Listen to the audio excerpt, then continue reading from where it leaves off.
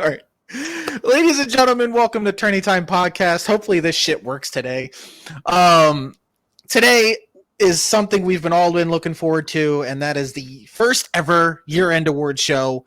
I did say I was going to have a special guest, but he could not do it. So he will be out. But it was. I will let you know. It was supposed to be Brian. He was going to show up on the show and give his final goodbye. But unfortunately, he had other things to do, which I don't blame him. He has a life. I'm not going to pressure him. Yeah. From Christopher Moltisanti.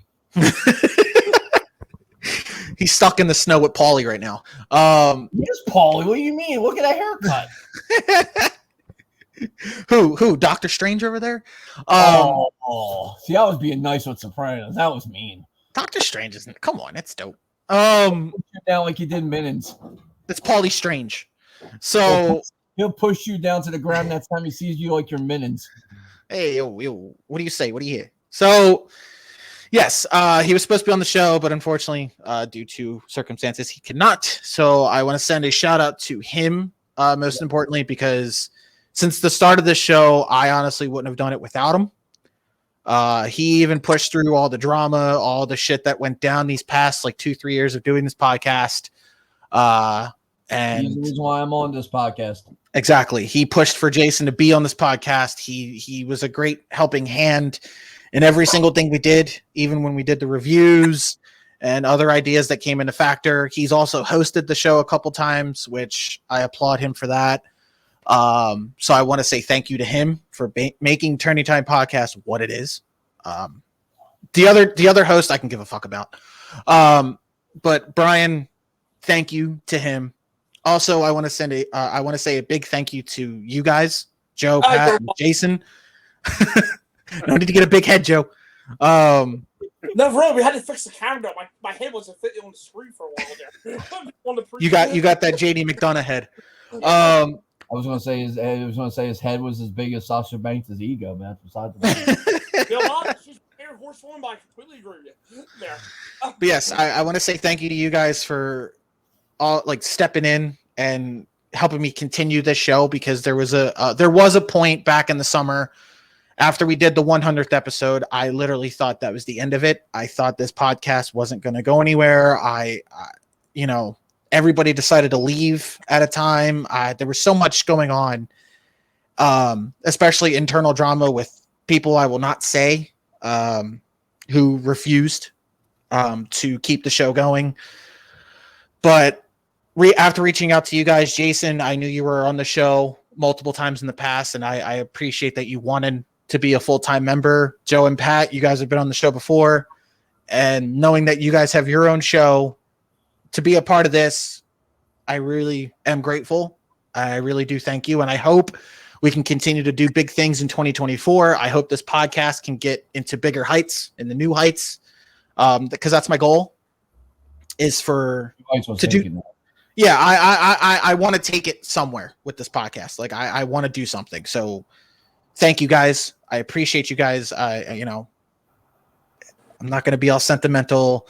Jason. Yeah, I know. But thank you guys. I really appreciate y'all for stepping in and continuing to do this. Let's hope 2024 is a better one. So you're kind of welcome. Just don't leave me halfway through 2024 and then I'm like, fuck, I need to find new people. I know. Unless I piss Joe off even more, he'll probably just fire anybody himself. No, yeah, you're kind of stuck with me because I had that disciplinarian thing. Oh my God. But honestly, this has just been every once or a couple times a month where just four dudes are just talking about wrestling. And exactly. What's better in our life? So I don't have no life, and I just Jesus.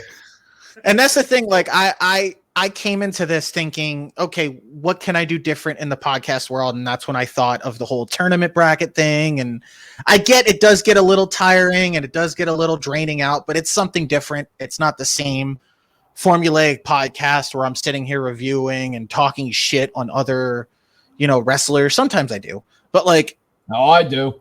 I'm saying like it's not like us doing Raw reviews, SmackDown reviews, show reviews, which we will get back into it in 2024. I'm just trying to think of when to do it because we have a lot going on in 2024, and I'm hoping we can touch up on a lot of things. But yeah, I outside of the tournament thing, we do have side discussions which do drag away from the bracket, but I don't know. I just thought it was something different for the wrestling community, and hopefully it's, you know, being taken in well, hopefully. I mean, I just thought it'd be different, you know? Yeah. Plus, like Pat said, it's just us four dudes just literally sitting here talking about wrestling, even if it's just in a tournament-based style and we're just debating, which I'm glad that you guys are starting to debate because I'm tired of everybody just agreeing. I'm tired of everyone saying, yeah, advance it. Yeah, it's... Yeah. You know what to do. Just advance it. It's whatever. Like, no explanation behind it. Like, I'm tired of that. But I appreciate you guys. But yeah, what a year I've had. What a year we've had on the podcast. You can stay. Fuck you. I gotta let them stay. You can stay. It's my show, asshole. So. Yeah, I know, but you're Tony Khan. I'm Brian Danielson. Oh fuck. Yeah, I'm the leader with no balls. I got it. I didn't say that one about Tony. Listen. Pat, don't give me that look. You're making me fear for my life right now. Okay. Okay. You ain't seen my look. Jason, your black screen is making me fear for my life, and it's gonna drop the monitor. It's gonna drop the computer screen. Just... No, Jason's going to type like he's the devil. Oh, please don't. Please don't. Because the devil's a hacker. Oh God. What is this? The fucking hacker from the pandemic? Thumbs up, thumbs down. There's my little off the wall prediction. But yeah, I really appreciate you guys fully. Of course, and hopefully when April comes around, for myself, it was doing podcasting for 7 years and got out of it to be able to get back into it. It's great for me. So I've been thank you all for having me. Yeah, of course. And honestly, I did not think you were a fan of the show until Brian told me. I didn't even think, like, I did not even know that people from H2O actually listen to the show.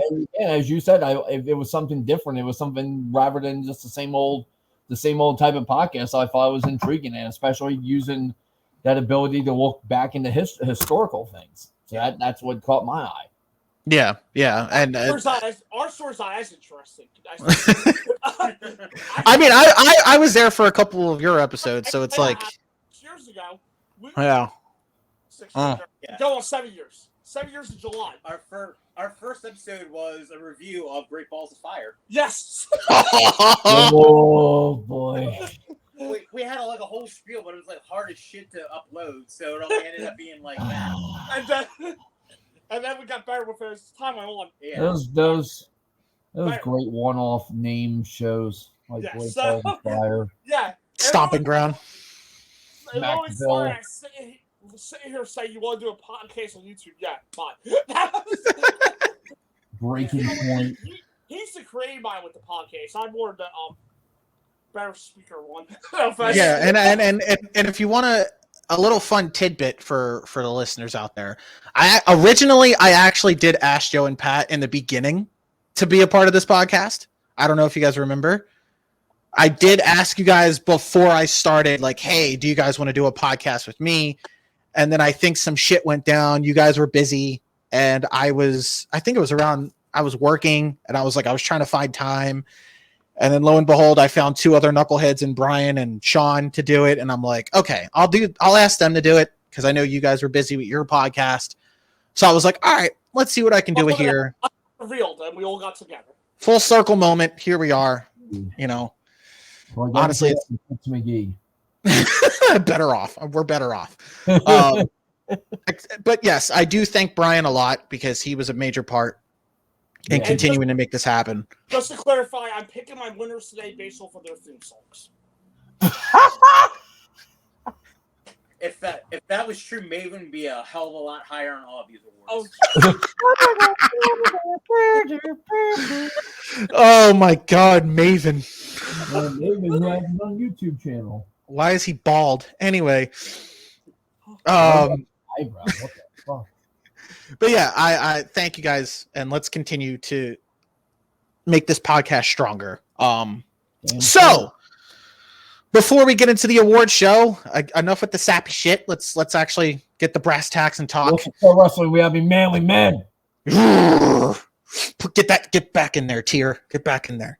So, yes, I'm going to send a shout out to our sponsors, which I haven't done these past couple of episodes, which I am horrible. I'm horrible. Sending a shout out to our sponsors, Optimus Crew. Optimus Crew, Coffee Over Cardio, and Box Water, if you're still sponsoring. Shout out to you guys. Man, you missed 2 episodes. Fuck this motherfucker. Yourself. Well, I know Optimus Crew is loyal, so they're staying. But Box Water and Coffee Over Cardio, I apologize, but here's a shout out to you guys. Be sure to follow them on Facebook, Instagram, and X. Check out their websites. Check out their merchandise. They have pretty dope stuff, so please go check them out. Check out Wrestling in Mom's Basement on YouTube. Follow them on Instagram and X. Facebook, no, right? No Facebook, and our year-end stuff will be dropping sometime this week too. Yes, so be sure to check those out. Subscribe to them. Show them all the love you can. Check out. Yes, so check them out. Check out Jason Rowland. He had a hell of a year for H2O commentary. Yeah, Sean Henderson, IGB, Intergender Bonanza, Bloodstorm Pro. Yes. And I'm rooting for him to have a bigger year next year. Yeah, everybody. Y'all want to have somebody call your play-by-play and actually, gives logic behind it. Hey, I'm your guy. As long as he's not fighting with Emil J, that's all I care about. No. But yes, please go check him out. I'm gonna call my email just because you said that. Be sure to check him out. What's it called? Check him out. Follow him on Instagram and X. Do not stalk his Facebook. No. We don't do that. Our first show of the year will be January 13th, Cage of Hell. Yes. That's way for the Hardcore Championship. Wait, it's the same day as Hard to Kill? Yes. Ooh. Yes, it will be the same day as Hard to Kill. Sits away for the Then You Have a title inside the Cage of Hell. It's going to have a lot of the old aspects of the old Cage of Death cages. From CZW, right? Yeah, it's going to be like our variation of it. Cool. And yeah, we're going to give away the year-end awards as well. They're up right now. If you go on the H2O social media, you can vote. Yep. 1 vote per person. I've already voted. Yep. Sorry. Deathmatch Fighter of the Year, Hardcore Wrestler of the Year, Breakout Star, Regular Wrestler, Tag Team of the Year, best hardcore, best death match, best hardcore match, best regular match. Mm-hmm. All that as well. So get your votes in. We've had a hell of a year. And can't wait to see what's in store. And we just announced our WrestleMania week events.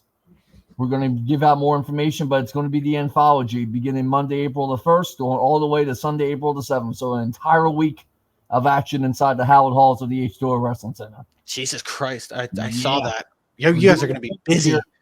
And it will start. This has been confirmed. It will start with April Fool's Day with the next rendition of Monday Night Death. Well, hopefully you have time for when we do like an in-person podcast when I'm back in Philly. So, hey, you gotta come to the H2O Wrestling Center, motherfucker. Oh yeah, Joe Pat. He's not just a black screen. Yeah, so will not just be a black screen. That is yes. You will finally see him in person in Philadelphia. I have to lie in the screen, because of my big frame and all, but Stop. It's all right. Well, yes. You will finally get to see the reveal of Jason the Devil in Philadelphia. You know what? Let's go back to the black screen, please. He's going to be a devil mace, isn't he? The devil mace. Just to troll the shit out of people, I think you should. Just fucking wear. Good Lord. But yeah, you'll never see what I look like. Able to do so with all the shows that are going on. So yeah, exactly. But yes, check him out. We got a big year ahead of us. Yes, show them all the love. So, before I want to start the awards, I actually had questions for you guys. I actually wanted to hear some of your answers and see what you guys are thinking going into 2024 in the world of professional wrestling. Joe, as tradition, I'm going to start with you. Well, First question I wanted to get off was, do we see the bloodline officially ending in 2024? yes. Okay. I say that hopefully, because it could be argued the bloodline now is it's not that he is the top story, not the most interesting story anymore in WWE, if that makes sense. So, like, I get why they're doing it, and the end goal is still Cody. Like I said, I'll have on here the podcast intermediate, and they can do that. I'll rant that. But that's a promise ring. You don't get those often. I say yes, just so each of them can move on to a new face at this point. Okay. All right. Even fair. as a steel, I still gotta give credit for doing the great business it has done for WWE. Oh, yeah. It's been a ratings draw. And I can't get mad at them for continuing with it either, because it still does. I get why they do it, even if I'm not into it I was. Fair enough. Let me put it this: when main season comes up, I do think they'll pick it back up because other than like Chamber, Roman has to be part of shows. Oh yeah. I think after Mania, that's when Roman takes a big step. Yeah. I think Roman will start having a major part-time schedule, and then I think he honestly drifts into Hollywood, and Solo would do his own thing. Jimmy will just get lost in the woods because I don't know where he's gonna go. I personally do not know where he's gonna go. But I do think the bloodline does end. Okay. And I want to say 70% chance end. Fair enough. Okay, Pat, do you think, outside of the names we talked about, like a Sasha Banks and yada yada, do you think someone big will be returning to WWE? If so, who? For a return? Yes. Like this year, we had Punk, we had Orton, we had, big names come back. Do you think someone big will be returning to the company? I would say, would returning for the Hall of Fame also be included in this? In terms of returning and being like a part-time role in wrestling. You stumped him. Good job. Yeah. I would say no. Okay. Fair. Just because they've had a lot, and I'm not sure who else would be available to have a big for. Okay. Outside of like the typical every 6 month Brock Lesnar shows up, or a big Hall of Fame for a Hall of Fame spot, or if Cena shows up for like a week, if Cena shows up when he can fit WWE in, I don't really see anybody returning full time to the company. Okay, fair. Easy answer, Jason. Okay. Since this has been the topic for you, majority of these past couple months, do we see AEW have a bounce back year in 2024? They will, but just not in the eyes of the people that don't want it to succeed. Okay. The people that already find every single way, every single day on social media to talk negatively about them, they'll just continue to do something no matter what they do. Right. But I do think they will have a better year. I think we culminate this devil thing, I think, tonight as we're recording this. It's the night of World's End. Hopefully. I think it's culminated tonight. We can move into the next phase of whatever that is. I think as you see what the TV as of late in regards to the Continental Classic, the reports of them moving into more of a sports-based presentation with the shows, it seemed to be accurate. And it also seems to be helping with the viewership too. The viewers have been a lot better as of late. I will say the Continental Classic has been the only positive thing for AEW as of late. Yeah. And I do think, I do think it's obviously not to where it was a couple of years ago, but I do think it will help. They obviously already have a great pre-sale going on with All In, so that's going to help them immensely business-wise for the year. Yeah. I think the big question is, do they continue the increasement of the pay-per-views? They're going to have to. That's a big question if they continue on with the increasement of the pay-per-views, because they literally went from, in year to year, from 5 to about 8 or 9. Yeah, I think they're going to have to go at least like once a month to compete. Yeah, I think that is. I think it's best for the shows, and I think it actually has allowed the shows to be a lot more episodic, and we're just not rushing to get something. Honestly, because we finally have a show coming up, because that's even in the first couple of years of the company, that's what was going on, is they would just have random build up stuff for television, and then, oh shit, we have a pay-per-view coming up, we need to start building for it. Yeah. Whereas now that they have the every month thing, they can it's being allowed to be able to go pay-per-view to pay-per-view and actually be able to build up things. I honestly think if they do one pay-per-view a month next year, I feel like that's going to be a big challenge for Tony Khan in terms of booking. I feel like it's a big challenge he's going to face head on in terms of trying to book shows in a way where stories can add up to that said pay-per-view. Also, it's going to be more of a challenge for Tony Khan. I feel like he can handle it, but at the same time, I feel like it's going to be a big challenge for him. Yeah, no, and it will. No, it will.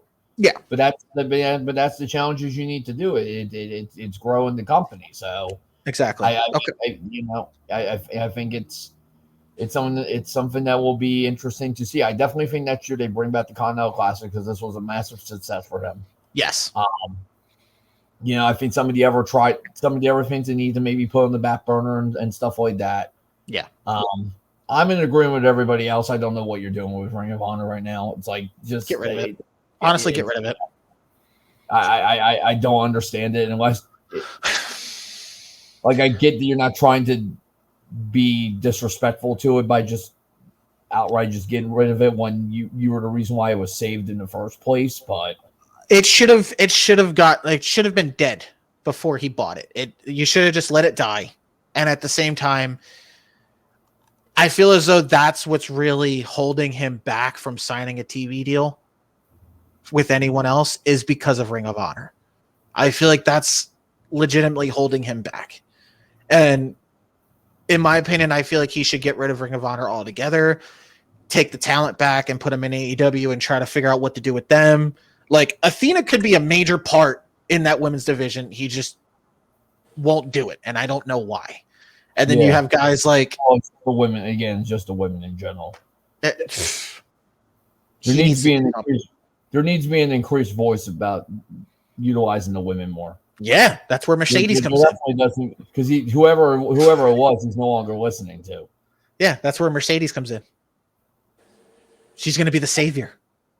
Well, I think I actually have from a reliable source that Impact's getting her. We called this a few. When Scott DeMorwell busted open right before Christmas and said they got a major free agent signing. And everybody that was left in major free agency, I'm talking major, somebody that could get people talking. Punk was out and Ospreay was out. Okada, I don't see sign with TNA. So I see Okada re-signing now that Tanahashi's. Yeah. I still don't know. It's definitely a. The Tanahashi thing is a very interesting thing for New Japan for sure. Because you don't think Okada's re-signing? I'm still 50-50 on it. I don't know yet. Because to me, it's just like with him, it's just like he's done everything he can do in that company. That's true. That's where, and I think even Tanahashi would be somebody like, you know what, dude, go for it. Yeah, go for it. But I do have I'll say this much. Sidebar with Tanahashi, I have a definite renewed sense of hope for the future New Japan. Him than the previous two presidents, because from the reports that came out after the fact.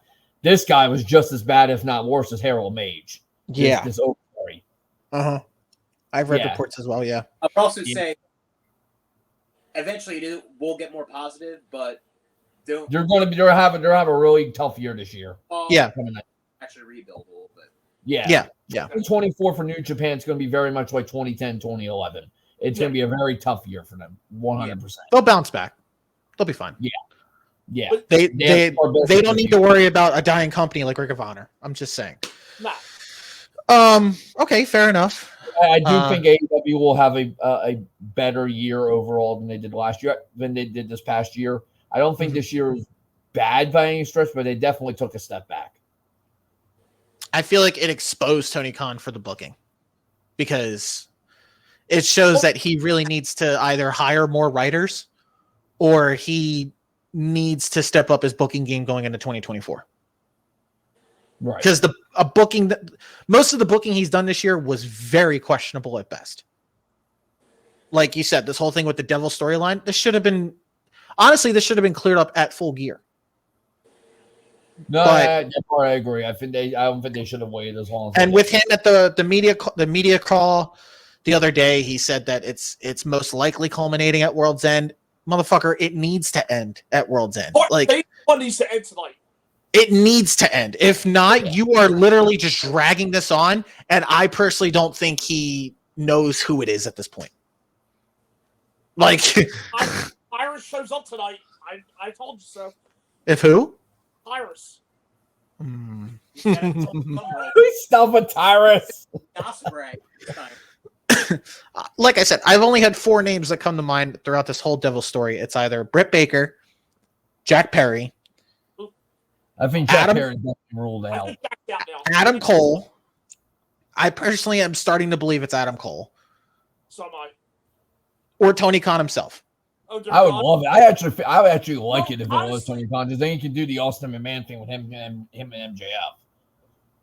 But I think MJF takes time off. Part of me, I think, by the way, when I said the thumbs up, thumbs down earlier, there's still part of me, I think maybe it wasn't their original plans, but I have a feeling it might be Callahan.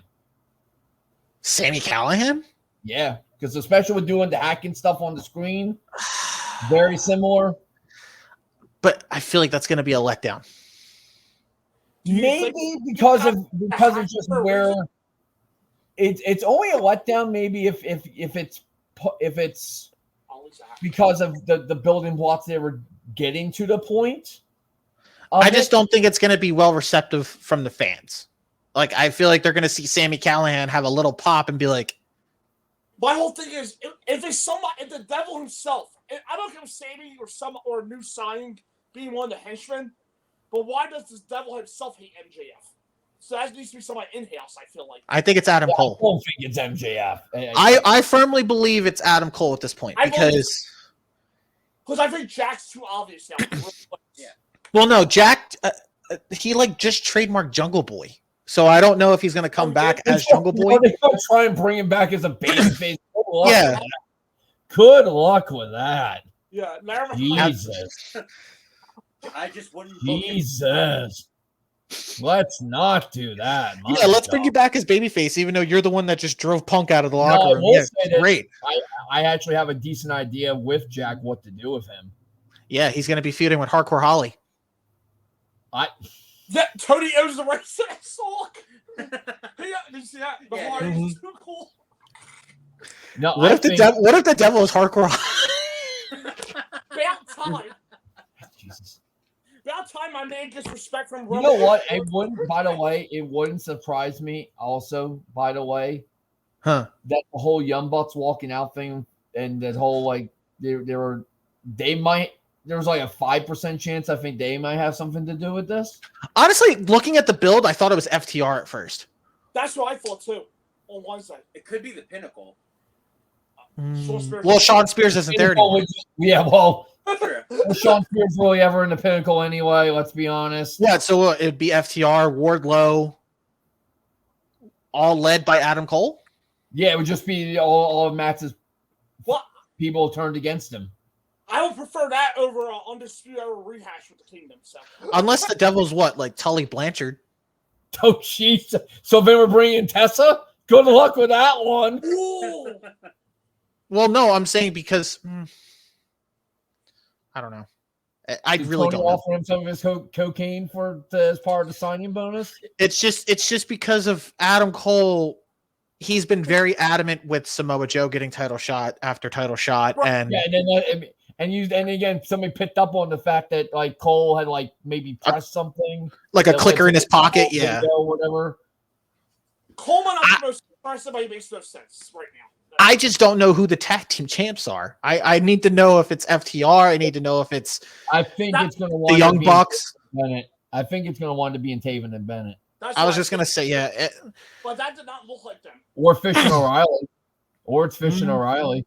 But you think O'Reilly's back now? Like he's ready? I think he might be. He was getting close. Like he started to talk about getting ready. So yeah, but his movement was just going slowly but surely. But do you think he's ready to? Maybe it was farther along than he led us to believe. Or maybe those videos were old, and he just decided. Yeah, exactly. It could to make you think, oh, I'm not ready yet, but here I am. Yeah, exactly. The art of surprise. What, bring the Undisputed Era? 100%. He can be hidden in a tag team. I think it's a mixture of the NWA and Control Your Narrative.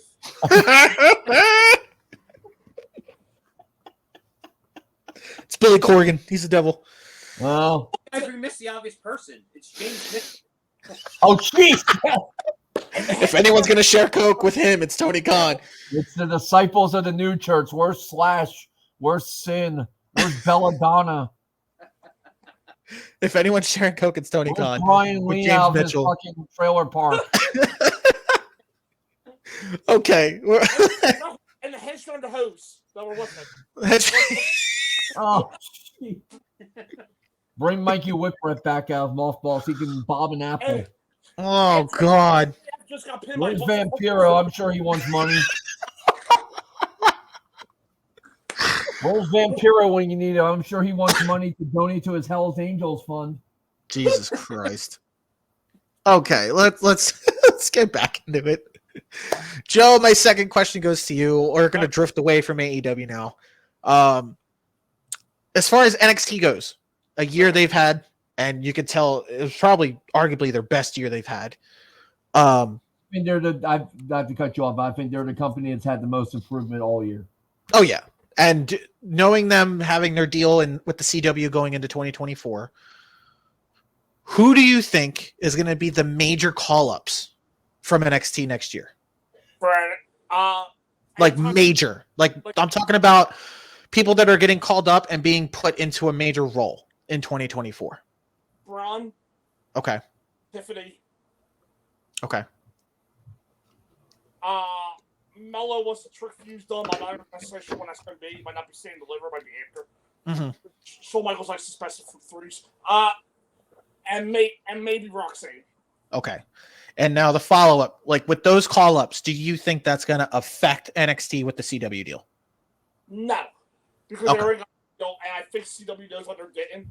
They want content, and I'm a big, as much as I love the black and gold era, I'm also a big proponent of you can't stay NXT forever, no matter what the reason is. That's Sometimes true. you gotta learn to sink or swim, whether the book is right for you or not on the main roster. That's true. So, okay. I don't think I will say I think they're going. Jason's right. They are definitely the most improved show from Yes, definitely. I will say I don't think the ratings are going. I think the ratings what they get now might be similar at first with NXT because this is NXT on their own for the most part. exactly. So I would still try to incorporate the main roster stuff in there from time to time. Okay. And it all depends on what the CW wants NXT to be. Are they fine with it still being a developmental show, or do they want it to be the third brand? Because if they want it to be the third brand, my answer to that question, to the question you gave to Joe, is no one should leave unless it's one of the women, because the women are so log jammed right now. That I do agree with. That I could agree with. So you don't think Braun Breaker should leave? If the CW wants ratings out of NXT and wants them to be the quintessential third brand, then no. Especially if NXT is going to be on the road. Yes, and unless NXT is going to be part of the draft and get some names from Rollins, that would be the only way I would have no problem with people leaving. Yeah. If they were included in the draft with Raw and SmackDown, and they got some Raw and SmackDown names to come over to NXT to help out the NXT should be the draft. I agree with that. Like they're going to be a legitimate third brand for the company. Very much just like ECW and Sci-Fi. Like, are we going to make it the third brand? Well, difference is better than ECW and Sci-Fi was. I'm just saying the difference is the NXT shows will be live and not taped at fucking 10 o'clock at night. But the thing is, if it's developmental, then yeah, you can call up whoever you want to call up and whatever. Okay. If it's the full brand, I think it should only be. I think there's 3 names I would call up from the girls because they've been sitting there for so long. They're ready to go, and that's Tiffany Stratton, that is Roxanne Perez, and that's Cora Jade. Yep. Okay. Fair. Well, question. It depends what CW wants, really. Yeah, that's true. Is they call those guys up and girls, but if you want to be on Salem and Brandon, you got to keep some of them down there. I mean, I have faith in Shawn Michaels to take NXT to that next level next year anyway. So I will say this. That's the one thing I want NXT to work on. Because right now, to me, at times, like I love the wrestle on NXT. Mm-hmm. The storylines for me don't always hit me because they're a little hokey. The vignettes and all. Shawn Michaels was booking NXT like 1990s new generation WWF superstar. Right. Thank you. That's the reason I'm also okay with it because I grew up with that era, but at the same time, it doesn't hit me the same now. But I will say this. This is my one problem with NXT times. I don't know what, but the wrestle's so good, the main stuff. Mm-hmm. They just see others. It feels like it's a hybrid of a third brand and developmental. It's like that's what it definitely was at the second half of this year. The first half, it was definitely still developmental. The second half, especially once they got into the summer and they started having Rhea and Dominic and Finn, and then later on Becky show up. Then it became the hybrid, almost like it was in 2013 with NXT, where you had the buildup of the new guys, but you still had guest star appearances like I honestly think Jericho, etc. Yeah, but I honestly think with that second half of NXT doing that, a big part of that was the TKO deal. But even before that, a little bit before that, I think it's when they finally pushed Vince out. Yeah. I firmly believe once they start pushing Vince out, that's when they said, okay, guys from Raw and SmackDown, you're going to go down and help, Which I will say, you can see the synergy. Yes. Yes. Look, even if not everybody's getting booked right away, the NXT call-ups feel like they're part of the main roster. Like the Creed brothers. Eventually they get over, even if people don't know them right away. Exactly. And then that's the thing. Mello got a nice pop 2 weeks ago when he fought Grayson in a tournament. He had a good match with Owens, even though that was taped. He had a good match with Owens. And then not even that. The Creed brothers are up there too. Like they're getting great ovations. Yeah. Well, they're not getting so over with the boys. If you saw how Damian Priest reacted to some of those spots in that tag title match. You won't be seeing a Bruce Bowl no more. No. Whoa. I feel like they're gonna have a new finisher come Monday. Like, oh yeah, that Brutus Ball did not look good on Priest. I can tell you that right now. He was pissed. At the same time, I feel like Priest was like Roddy Strong in a way. Like, I feel like he did not want to take that spot. Like because I know Priest has said in the past he has like a fear of heights because he's a big man and he's like, but like. I don't want a guy that size fly in my head either. And I'm on somebody's shoulders. Fuck that. However, I say it right now. If I don't think it's going to happen anytime soon. If the Creed brothers ever do split, I think Julius Creed is the guy to push. Yes, 100%. He has the size. He has the look. 100% is Julius. That dude is a fucking animal. What was it, a year and a half ago, that stretcher match you had with Damon Kemp? Yes, dude. Good singles. I'm still not over the fucking the cage match he had with Schism, the fucking one-arm power bomb he did. Yeah. Not over it. Like, that dude's a fucking freak. I love how so charismaless they are. And they really are. I hate, You know they're not fully groomed in the ring yet, like polished. Yet, that's what I love about them, because they're so wacky. I think that's why I think Triple H is giving him that chance, like, hey, get on the main roster, see what you can do. Yeah, like, but I will say the Bruce Bowl is a no. No. That's definitely going to be knowing Priest as one of Triple H's guys. Yeah, no. Yeah, let's move along. Okay, so fair. Pat. Speaking of, go ahead. I'll actually add something. Go ahead. I think no matter what, Braun does need to get off of NXT. Yes, that's the only one. That's the only guy I would agree. It has to be done. It has to be done right. You have to find. Don't just call him up just to call him up. If he needs to go, he's already done too much. He's already wasted enough time there. I thought he was ready after Stand and Deliver like this year. Yeah, no, he was. Yeah, to the me, heel turn was completely unnecessary, in my opinion. To me, yeah. But if they're going to keep him heel, make him a Heyman guy. Yes. Thank you. Yeah. Thank you. Paul's going to need to have something to do once Roman goes bye-byes. Yeah. And it honestly, it looked good when Heyman showed up in NXT. I thought that pairing looked great. But I find you want to make Braun babyface again too, so because he has explosive power. If you're gonna make Braun a babyface, have him be the guy to dethrone Gunther. That's exactly what I said. Day after WrestleMania. And he already beat him. So exactly. Exactly. I like Triple H likes to replay what happened. So, but no, at the same time, it's like Gunther can look at it and be like, "Oh shit, that's one of his kryptonite." That's the last guy I lost to. Yeah, outside of Ilya Dragunov, which is his true kryptonite. Like since 2019, he's only lost 2 matches to Ilya and fucking Braun. Well, 3. He lost him too. He lost to who? No, I'm not talking about that. He lost to Ilya twice. Oh yeah, you're right. Because they had to take the last takeover. And Drew pinned him at Survivor Series. What I was bringing up. Don't. I don't know that shit. That was Big Walter. We don't know. Two singles matches he's lost since. Yeah, thank you. I'm not counting that fucking 2019 bullshit. I know I'm trying to get eliminated in the Rumble either. Yeah. Right. And if you really want to count it, I'm not counting the fucking tag matches he's been in. I'm not counting the count out from Gable. You dumb son of a bitch. It 1-on-1 matches.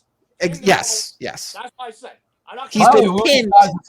By the way, Ludwig Kaiser, somebody said it best, and I totally agree with it. He reminds me so much of young, mid-90s, early 2000s Regal.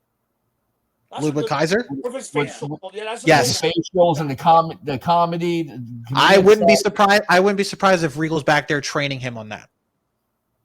Wouldn't be surprised. Doing his kid. Honestly, I see Regal having a TV role. Regal's going to be having a TV role going into 2024. Oh yeah. Yeah, because his year non-appear is up. So honestly, I don't get why people were mad on the fact that Charlie Dempsey is the one going to Japan. He's absolutely the one that should go over to Japan. Are you fucking kidding me? Why not? Of all the guys that can go over there, it should totally be Dempsey.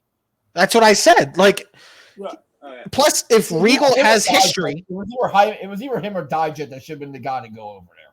Or I honestly would have advocated for Gulak, because it's that strong style, technical aspect, and I mean Dempsey's the perfect pick. Like it's Regal's kid.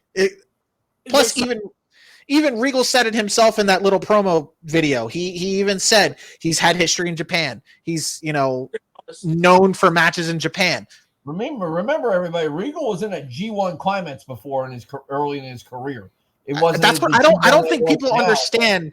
I don't think people understand how ruthless fucking Regal was back then. Like, I want to make a really watch those TV title matches in the mid '90s. He was on another level, bro. With him and Finley, yeah, dude, come on. Well, even earlier, even when he first started in '93, '94. About Regal's return to TV, I can be way off base. I think eventually he becomes the new SmackDown GM. Yeah, because I think Aldis is going to be feuding with Orton. Never mind. Okay, I think all this as GM is temporary. It was a way to introduce him to I think Aldis. When Orton got fined and he gave it to him, he gave him $100,000. An extra. There's another one in your future. I think that's Orton's WrestleMania opponent. So yeah. And last week when Nick Aldis made a triple threat, Orton wasn't happy. Orton looked like he was going to burn a hole for him. Yeah. Promised Orton. I thought you were promising me a title match against Roman by myself. What the fuck? Because technically, before that taping, the week prior, Orton challenged Roman for a shot at the Rumble. Right, the LA Knight got involved again, and AJ returned. Yeah. All this is GM is just a way to introduce him to the audience for eventually him being a full-time roster member. Honestly, I think he's going to fit. He's going to fit very well. He's always been a good worker. He has the look for it too. He's going to fit. Triple H, well, that is Triple H. Yeah. I was going to say that Triple H loves, but no, his style of wrestling is Triple H. That's Triple H, yeah. And I honestly think, I don't know her status with TNA, but I think Nick Aldis is going to be a driving part in Mickie James coming back. Oh yeah. I think so. Yeah, Mickie for sure is coming back. Do I mean, when is her contract up? Is it up? She's already. I think she's already done with him. She's per Paris. Oh, she's just a handshake appearance. Okay. Yeah, she did the one match with Trinity. I think just to get Trinity over more as champion. And I think that was then I'll see you at the Rumble. Because once she left, they focused on her like just saying goodbye. Yeah, so we can hear hardcore Arby's be played again. We'll see her at the Rumble. That's it. Okay, fair enough. Let's move on. Pat, speaking of WWE, AEW, and TNA, who do you think is going to be the biggest signing in either, even to one of those companies? The biggest. Who do I think is going to? What company? Or the person? Like the person, regardless of which company they sign to. Who do you think is going to be the biggest signing next year?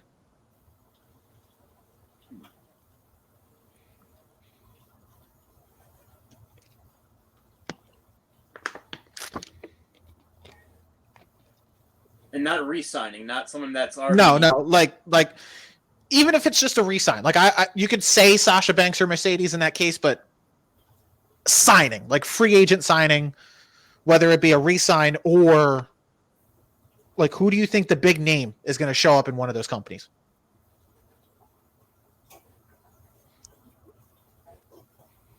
I'm just stumping Pat. I love this.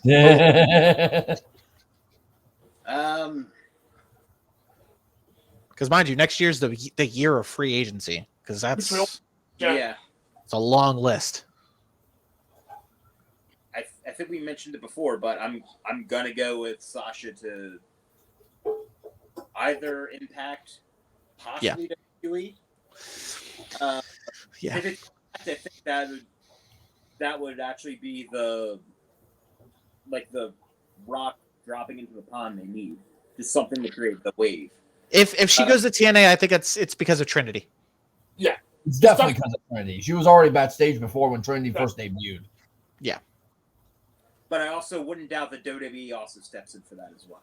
No, I wouldn't be surprised. She needs to check her ego at the door if they want to fucking talk again to WWE. Because honestly, though, tactic is if you're gonna go buy a car, be willing to walk away.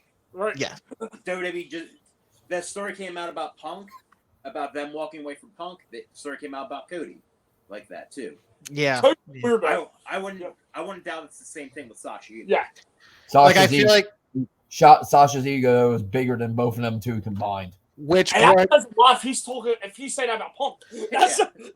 Which does bring me to that point of, since Pat did say Sasha could be the biggest signing going into next year, because all eyes and all ears are on her right now. She has literally the wrestling world in the palm of her hand. But if she signs with WWE, do we see her getting that Charlotte money? No, she doesn't deserve it. No. I don't care. The fact that she thinks that she deserves to be making more than Charlotte Flair is laughable. But do you see what Charlotte? I mean, Bayley already signed a multi-year deal. A lot of them have re-signed. I'm sure Bayley's happy and content with what she's got. She's going to retire in WWE. That's bar none. Yeah, anybody had thought otherwise, I'm like, you were kidding yourself. With Charlotte making that big time contract, do we see a Sasha getting that deal, or a Becky getting that deal? Becky will get that deal because Becky has earned it. I think Becky gets more. I can see that too. Because she's done more as a draw than Charlotte has. She's been the face of the women's division outside of Rhea. So right, Becky works 4 days. Exactly. I'm not talking about now because Charlotte got injured. And I'm telling you this right now. If I'm WWE, I'm pulling a freaking Shohei Ohtani type contract to Rhea Ripley. Fuck yeah. Oh yeah. Let all the Sasha not even come close. Let all the Sasha stands come at me, because she is my favorite horsewoman. But that girl needs her ego check, and no, Yes. she should not. She shouldn't be paid as high as Bailey because she's a No. flagrant. Yeah, you're right. Yeah. But that's why I brought up TNA, because I think they're in the place to where if they saved up a good bit of money and they're desperate enough to get a big signing, they will give her that money. However, though, if TNA does sign her and throw a shit ton of money at her, do you think that's going to be? Do you think that's going to be a problem? It could. Financially, do you think that'll be a problem? I don't think financially it'll be a problem, but I do think in the locker room will be a problem.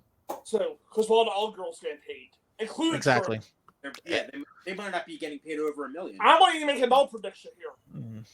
Or her. She's a very hot topic. She does. If Sasha signs with TNA, she'll make more than the rest of that Knockouts roster combined. She'll make more than that. I'm even going to say this. I don't think it's a long-term deal with TNA either. I can see her being one of those signs that out in like 3-4 months.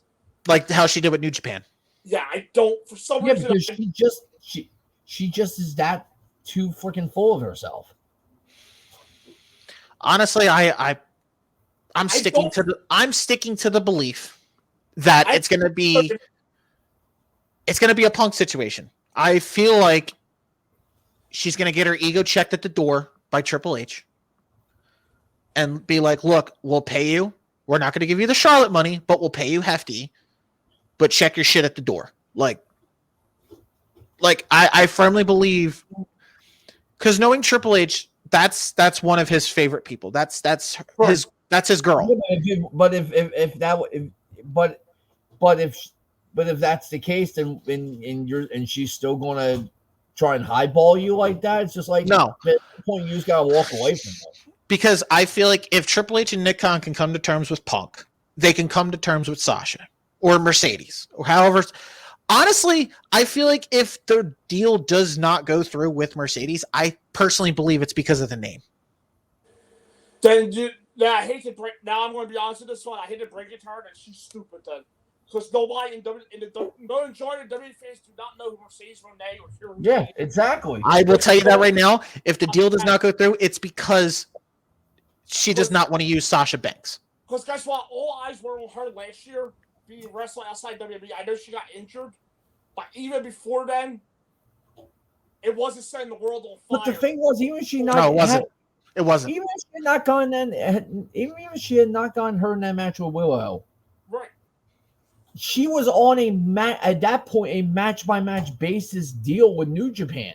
Yeah. So it's like, okay, you put that strong women's belt on her, which was obviously what they were going to do. It's like, okay, great. Yeah. Now what? Right. Because it was leading to her and Julia at some point. You were risking the fact of, oh, this is not the money I want. I'm not going to show up to your show. Right. Because I guarantee you she would have pulled that.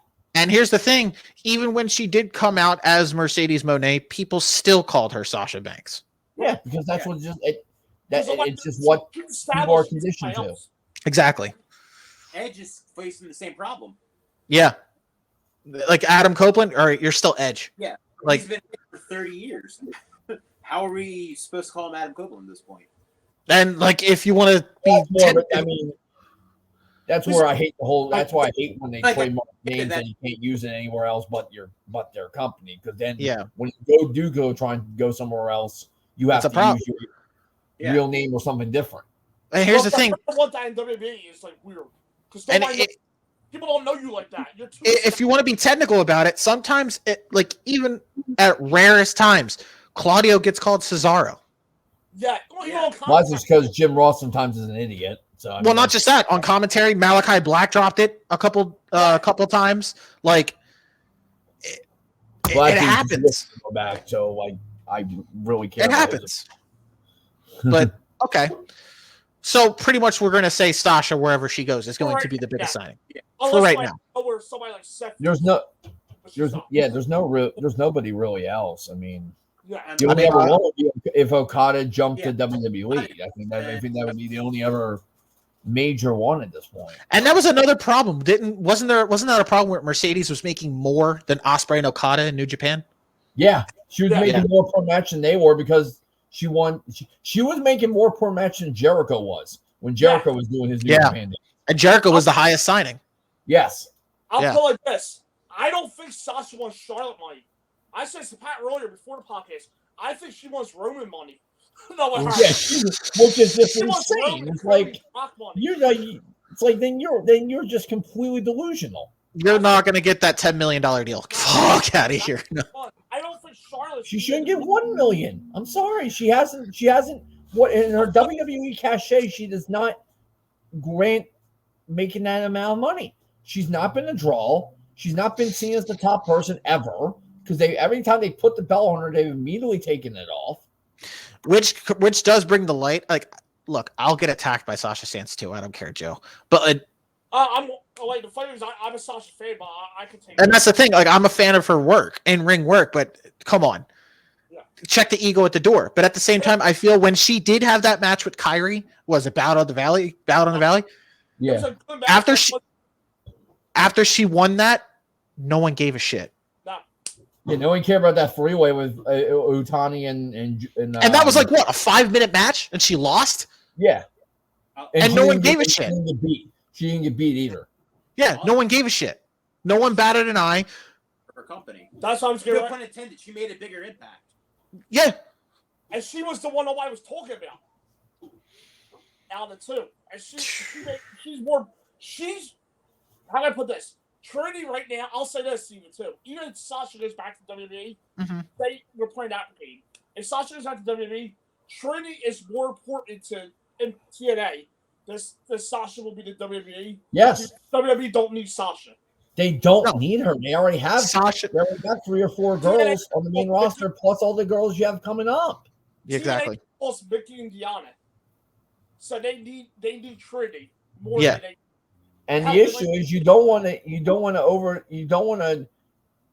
pay out all this money to her and piss off your other girls you're trying to build up in TNA, because then they're going to want to walk. Right, that's all I think.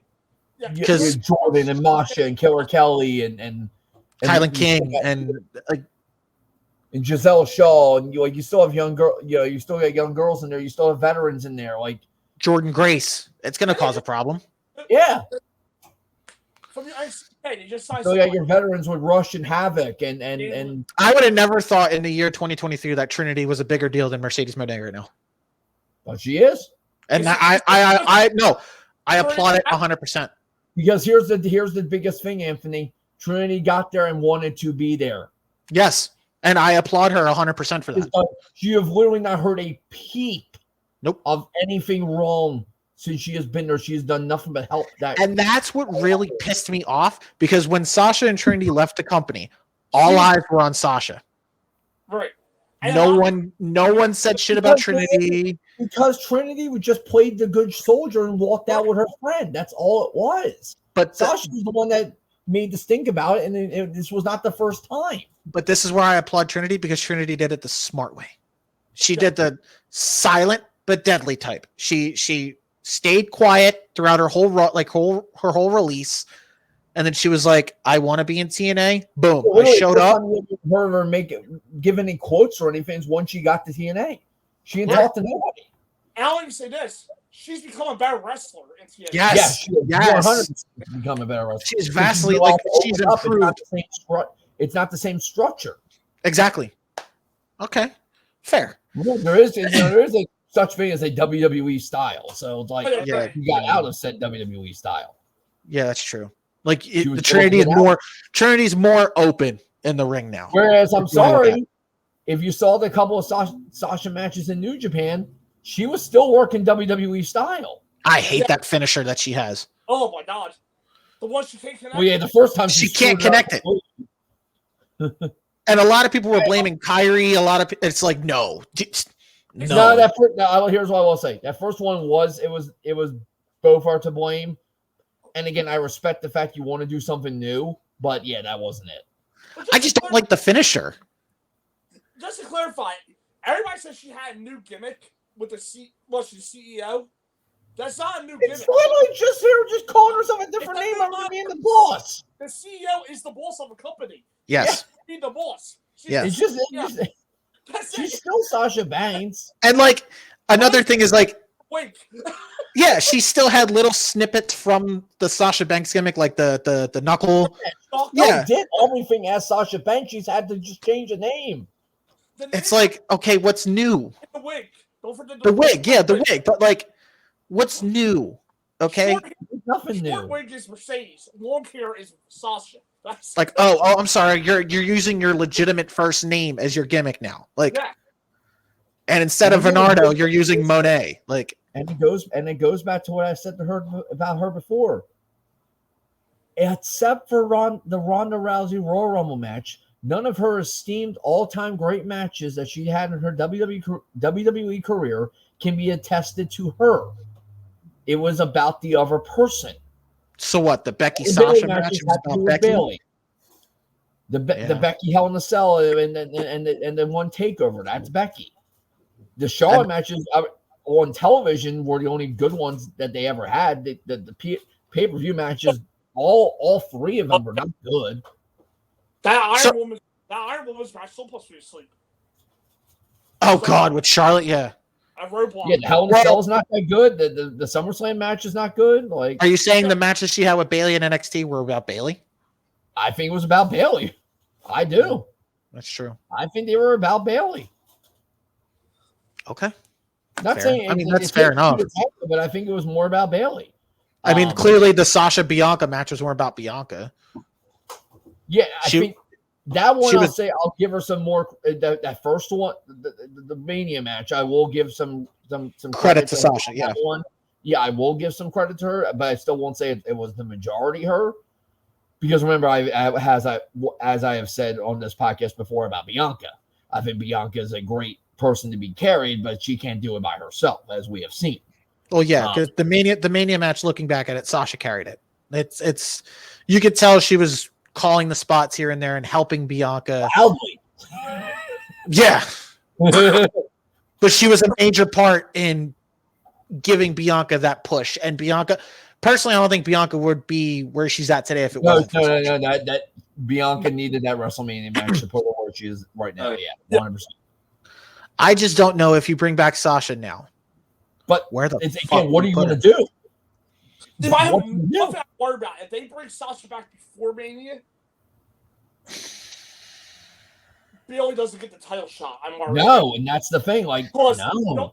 And she's going to, I guarantee you, she's going to be like, no, I'm being put in the Mania match. Katana and Kaden, they're going to lose to the Kabuki Warriors. Yes. Yeah, that's definitely happening. Because I get where they will think this. Sasha left because of the women's tag titles.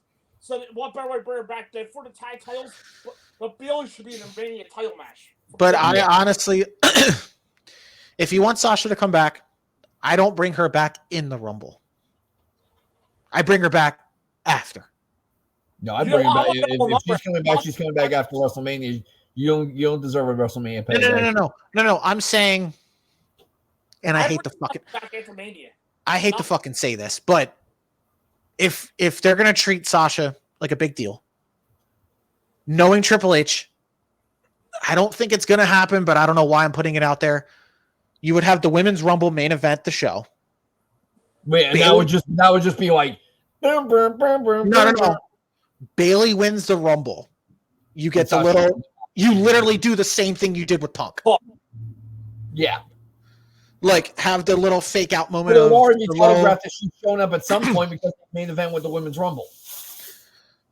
The thing is, I think that will ruin Bayley's moment if you have Sasha just show up at the end. Yeah. There should be nothing at this point that ruins Bayley's moment. There Sasha should be goes back after Mania. Yeah. Yeah, bring her out the day after Mania.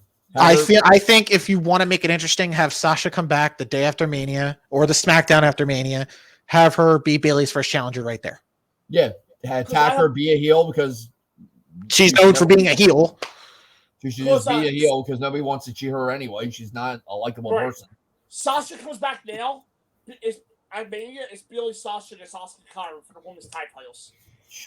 And sadly, Io's going to be stuck with Bianca. And the one thing again, put Bianca in that spot. No.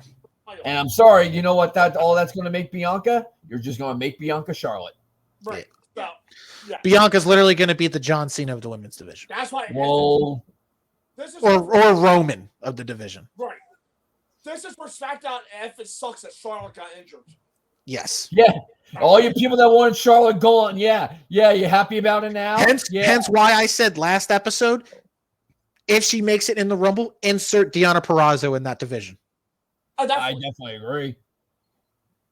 I feel like she would be a major part in that division. If the problem is Deonna works as a heel, and I don't know where you plug her in at to make her to fit her in. She'd have to be a challenger to Bayley if Bayley beat an EO. Because you don't want to Deonna. Yeah, you don't want to put her on Raw against Rhea.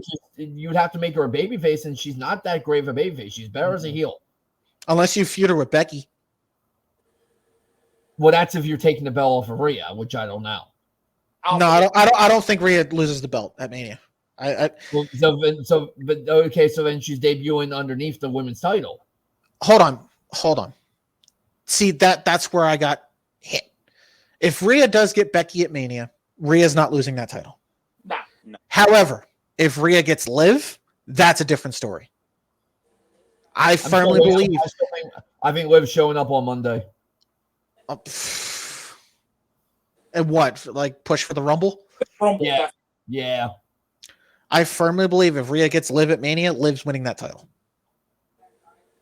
And that's when you book. That's when you book. I think that's when you book Rhea Liv into the summer. I think to them, Becky's a better option for him to have that Mania moment thing. And I feel like, here's my thing. I will say this. I feel like they still feel like they owe it to Becky to give her that Mania moment because of how badly fucked up the Mania main event was at 35. But it's not going to main event. I'm sorry. No, it's not. I'm just saying. But it's just still the moment aspect of it. Yeah.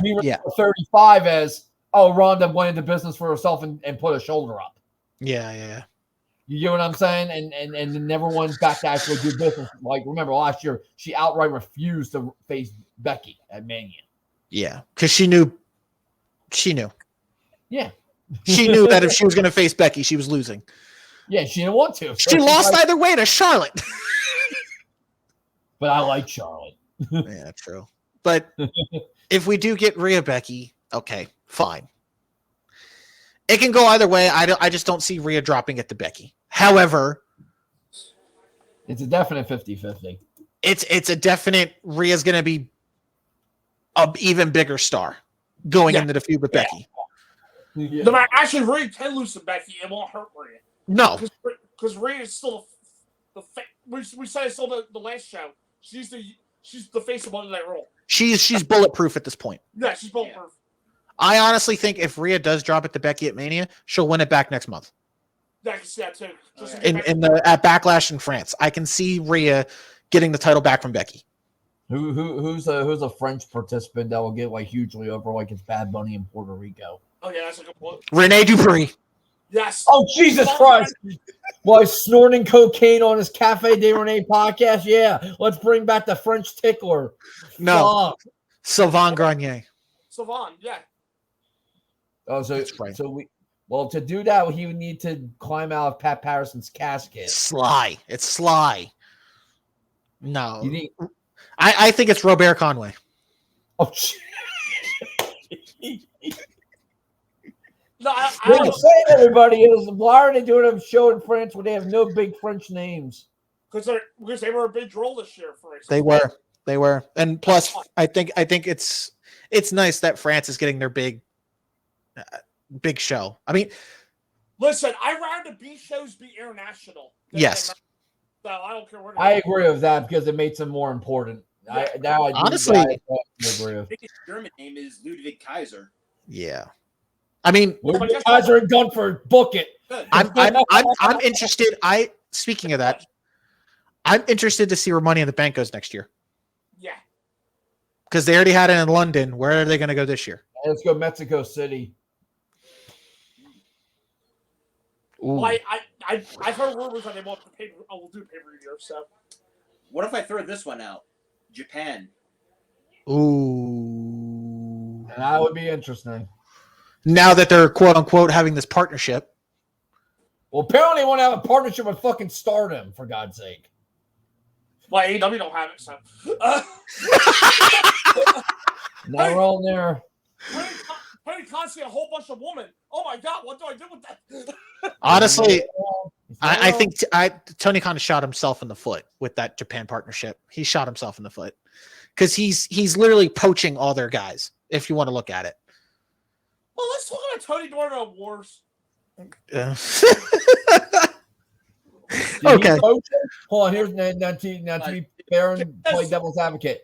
Did he poach him, or was Obari such a piece of shit that Osprey and all of them were like, we'll just I'll go to AEW. I think Shibata also. Jay White, I can't blame Tony there. What? Jay White? Jay White's number one, yeah. Yeah. Like, was Obari such a piece of shit that those guys were like, I'll just sign with AEW. But it's not even that. It's Jay White, it's Will Ospreay, it's Shibata, it's Ibushi. That's all under that dude's watch. Honestly, I wouldn't be surprised if Okada does sign. Like, but that's what I'm saying. Those other four names you just mentioned, that was under the previous president's watch. Well, so I don't think it's a case of Tony Khan poaching. I mean, it's a case of that dude being such a dumbass that they're like, we don't want to. Honestly, you wouldn't sit there and think Tony Khan was trying to talk to them while they were still in Japan. Yeah, hey, I know you're signed in Japan, but come on over. You'll still keep your deals. You'll still, be able to wrestle wherever you want. Well, in the case of Ospreay, at least, not necessarily with the other three, but you don't think Ibushi's going to have that type of deal? Now, with Tanahashi in charge, that might change things. Yes, that definitely could change things. I mean, Jay White's a different story. Jay White's not going back. I thought Ibushi fine. That's reminded me. Jay White should go back. You forgot about Ibushi. Jay White should go back, though. To be honest with him, because I feel like there's a little sense of exposing on him as a heel. I was all rooting for the Jon Moxley Eddie Kingston story. They had a chance with Jay White because of the whole Jay White left New Japan, he's not allowed back. That was a perfect way. Eddie Kingston was the one that took him away from New Japan. Thank you. That was a perfect way to go. Okay, Jay White gets his revenge, and he's back in Japan. I understand why they're doing it though with Moxley because it's an AEW story. Technically, the Eddie Kingston Jay White thing is a New Japan story. Yeah, but that would have been perfect. That would have literally been. I disagree. Now, hey, Jay White can challenge for that Triple Crown. He can still challenge for the Triple Crown. Honestly, I think Jay White's at a standstill right now. If you want to look at it. I agree, and I think, like I said, Full Gear exposed him. Yeah, MJF exposed him. If you want to look at it. Okay, moving along. Speaking of TNA, Tana. Speaking of Tana, Jason, do we see TNA getting a major TV deal in 2024? I don't think so this year. Okay. I don't think so this year, but I do think this will help in maybe if they have another good year. Mm-hmm. Then this, I think, will help in regard to them potentially getting another deal next year. Fair. Okay. But for 2024, no. I think they stay. I think they stay on Access. I have nothing to add to that. So, and they stay. Access is an Anthem branded company. It's like, why would you not? Why would you leave a network that you already own? Well, pretty much, they're probably going to stick to the TV tapings and then just you know. Okay. Yeah. But you don't see them getting a TV deal and trying to compete with the likes that way. I also don't think they want to compete. Okay. At least not in terms of WWE. Now maybe the other people they do, but I don't think they want to compete. I think they want that second point. I think they want. Yes, they want that number 2. Yes, I agree with. I think them and MLW just got a big influx of money after settling that antitrust lawsuit with WWE. As you see who they're bringing in. Yeah. So MLW is going to be looking to compete also. Okay. Now this will. And then this will transition because this could be like a collective question. This will transition. Do we see Warner Brothers continuing business with AEW next year? Yes. Okay. But if not, who do we see AEW partnering with? I think they should, to me, I said on the last thing, they should go to Amazon or YouTube streaming. Okay. I'm still going to say. What's funny is I think WB's the favorite for both companies right now. Mm-hmm. I think it depends on the bargaining chip of WWE wants $400 million a year for 5 years. WB don't have that kind of money. I don't think right now to be shelling out. No, they don't. I mean, it was just released that they only made like what 130 billion this year. So, I want to put it like this: here's WB loses NBA, they get WB because WB's the bigger brain. I think that'll be the driving point. Like, hey, if you get rid of NBA, with that being said, I think AEW gets lowballed now to stay. Because AEW's not, I don't think AEW's going to get their double wire they want either. No. Neither company's going to get what they want from WWE. I feel like if AEW does stay, they have to get rid of a show. No, they'll probably have to get rid of Rampage. Yeah. That's their lowest viewing show. But I am Jason.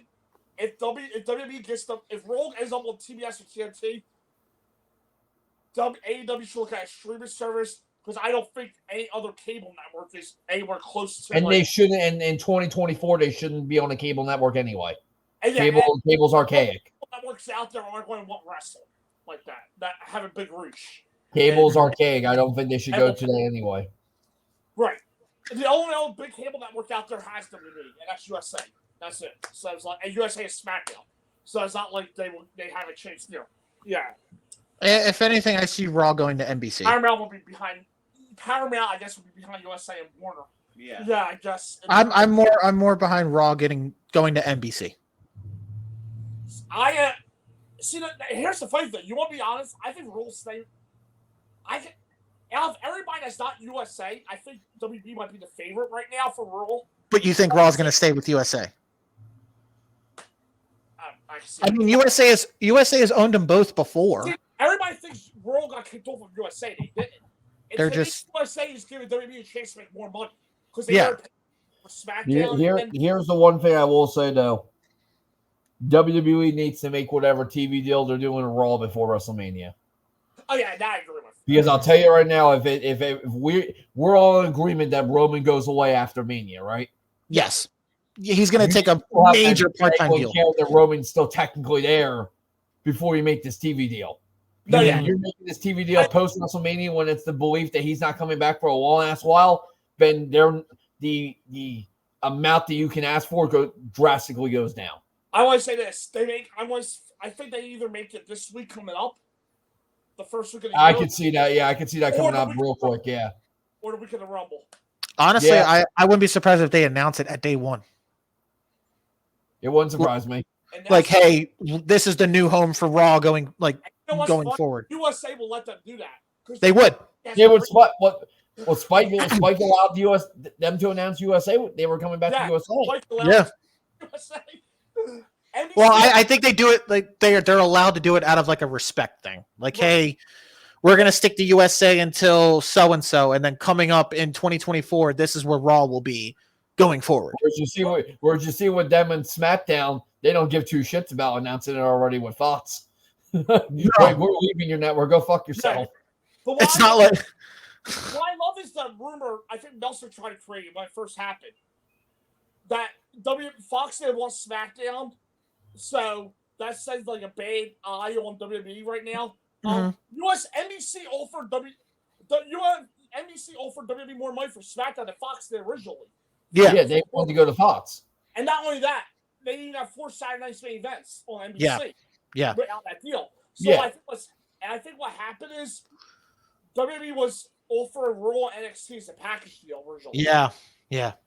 This NXT thing on CW was last minute because NWA effed up their thing. And Tony Khan didn't want to bring Ring of Honor. Yeah. And Tony Khan didn't want Ring of Honor. They see a chance to make more money for NXT on its own. Yep. So they took NXT to CW. But remember, they're not opposed to not having another company on CW. They're not like saying, we're exclusive to having just this one company. But at the same time, I don't think Tony Khan's going to put Ring of Honor with NXT on CW. Like, that's not going to happen. See, and then Raw, so now they can get more money for Raw again because they're only shopping it's just Raw. Yeah. But I think what happens is USA's first get a permission to look. If NBC don't get the NBA, I can see Royal saying right where it's at. But oh yeah, hands down. Down. That's everything but NXT. That's why. It's just that's why I asked, like, if Warner Brothers does land Raw, do we see them sticking with AEW? What would they do? Like, will they put on Discovery or True TV? I did hear rumors that they were going to be put on Discovery. Oh shit! I thought that was just a comment I made the other day. No, I've actually heard rumors going around in the Twitter. If they choose Raw and they're willing to spend more money on Raw than you, it's like that's exactly when you go shop to the other freaking streaming platform. If I'm Tony Khan and WWE ends up being the new ends up on Warner Brothers, I think Tony Khan should be like, you know what, fuck you. I feel like second place. I would be petty and go to Fox. Yeah, Fox doesn't want wrestle. Yeah.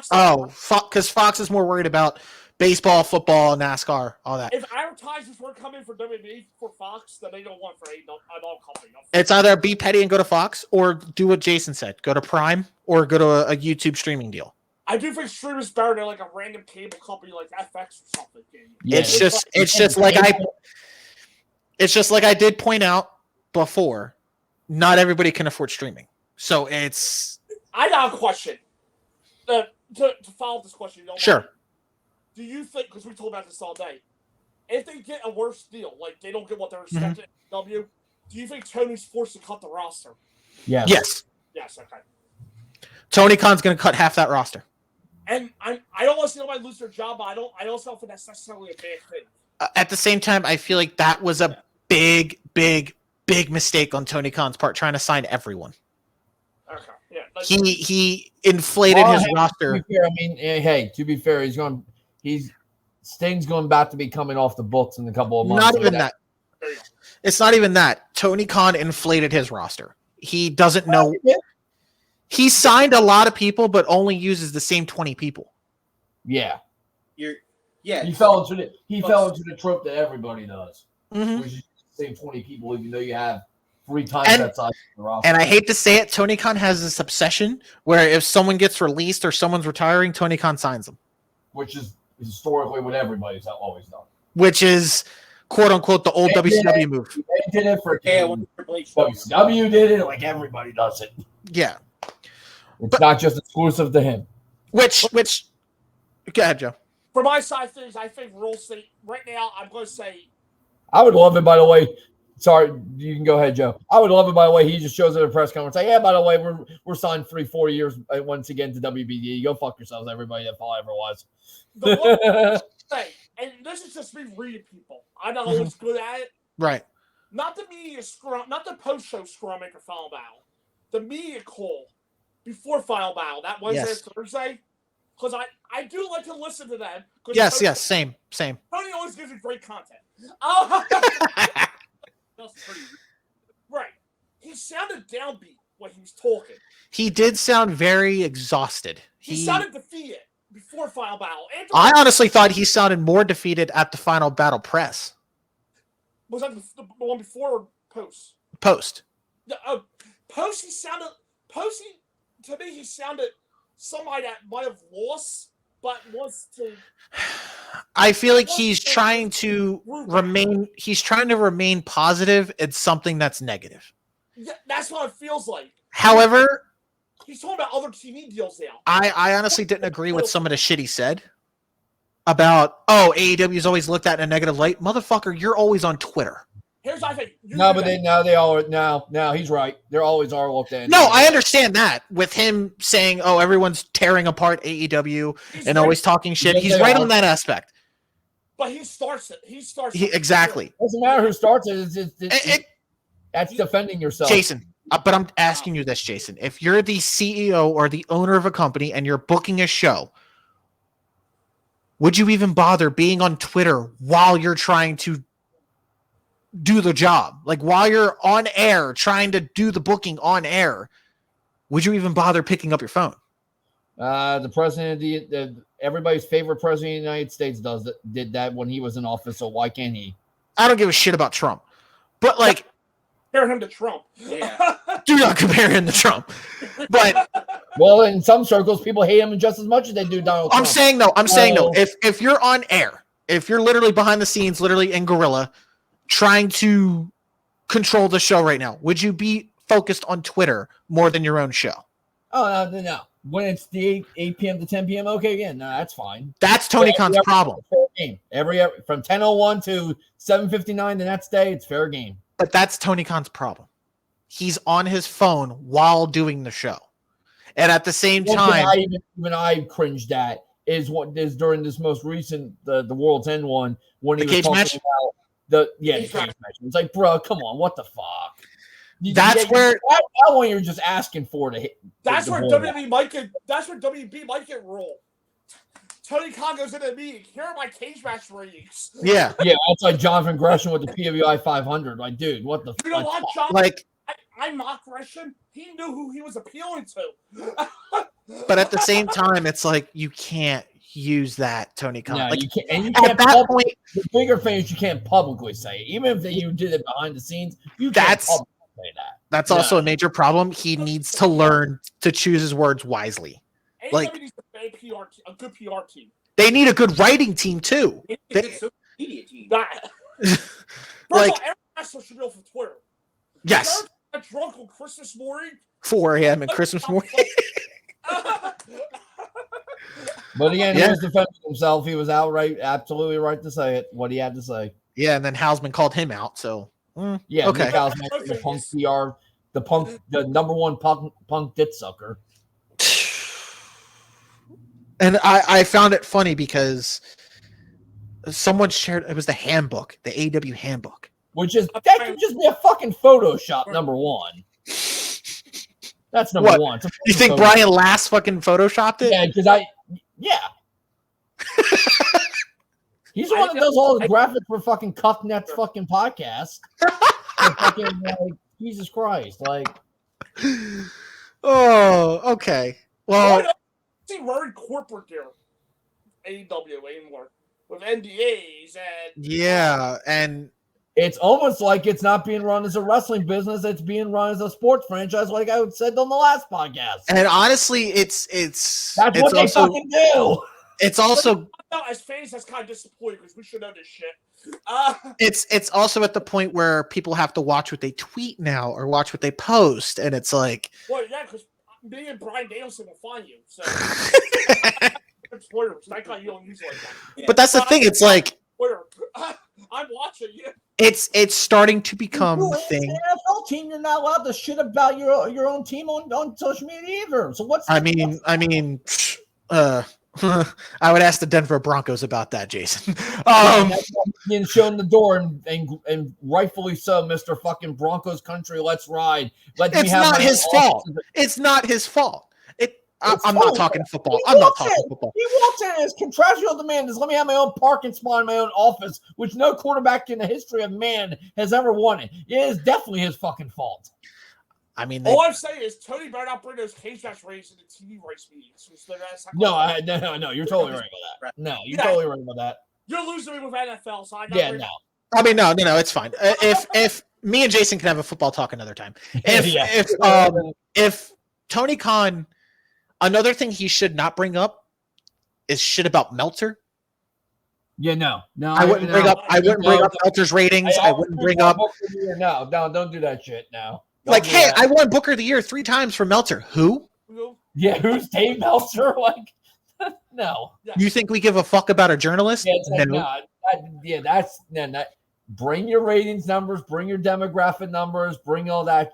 Which, if you want to look at it, I think the only thing that could save AEW with the ratings is Dynamite. Collision and Rampage. That still does well in the demos. Still does well in the demos every Wednesday. That Dynamite show. That's what I'm saying. Dynamite saves them. I'll say this: Dynamite's safe if they move. Dynamite is gonna be safe. It's gonna be feuding with Family Guy in 2024, but they're moved to Wednesdays. Yes. Family Guy. At the same time, Wednesdays. Who knows? I feel like ESPN gets in. Yeah. You know, all right. Here's actually my idea. Take the low ball offer from WBD and let it just be Dynamite only.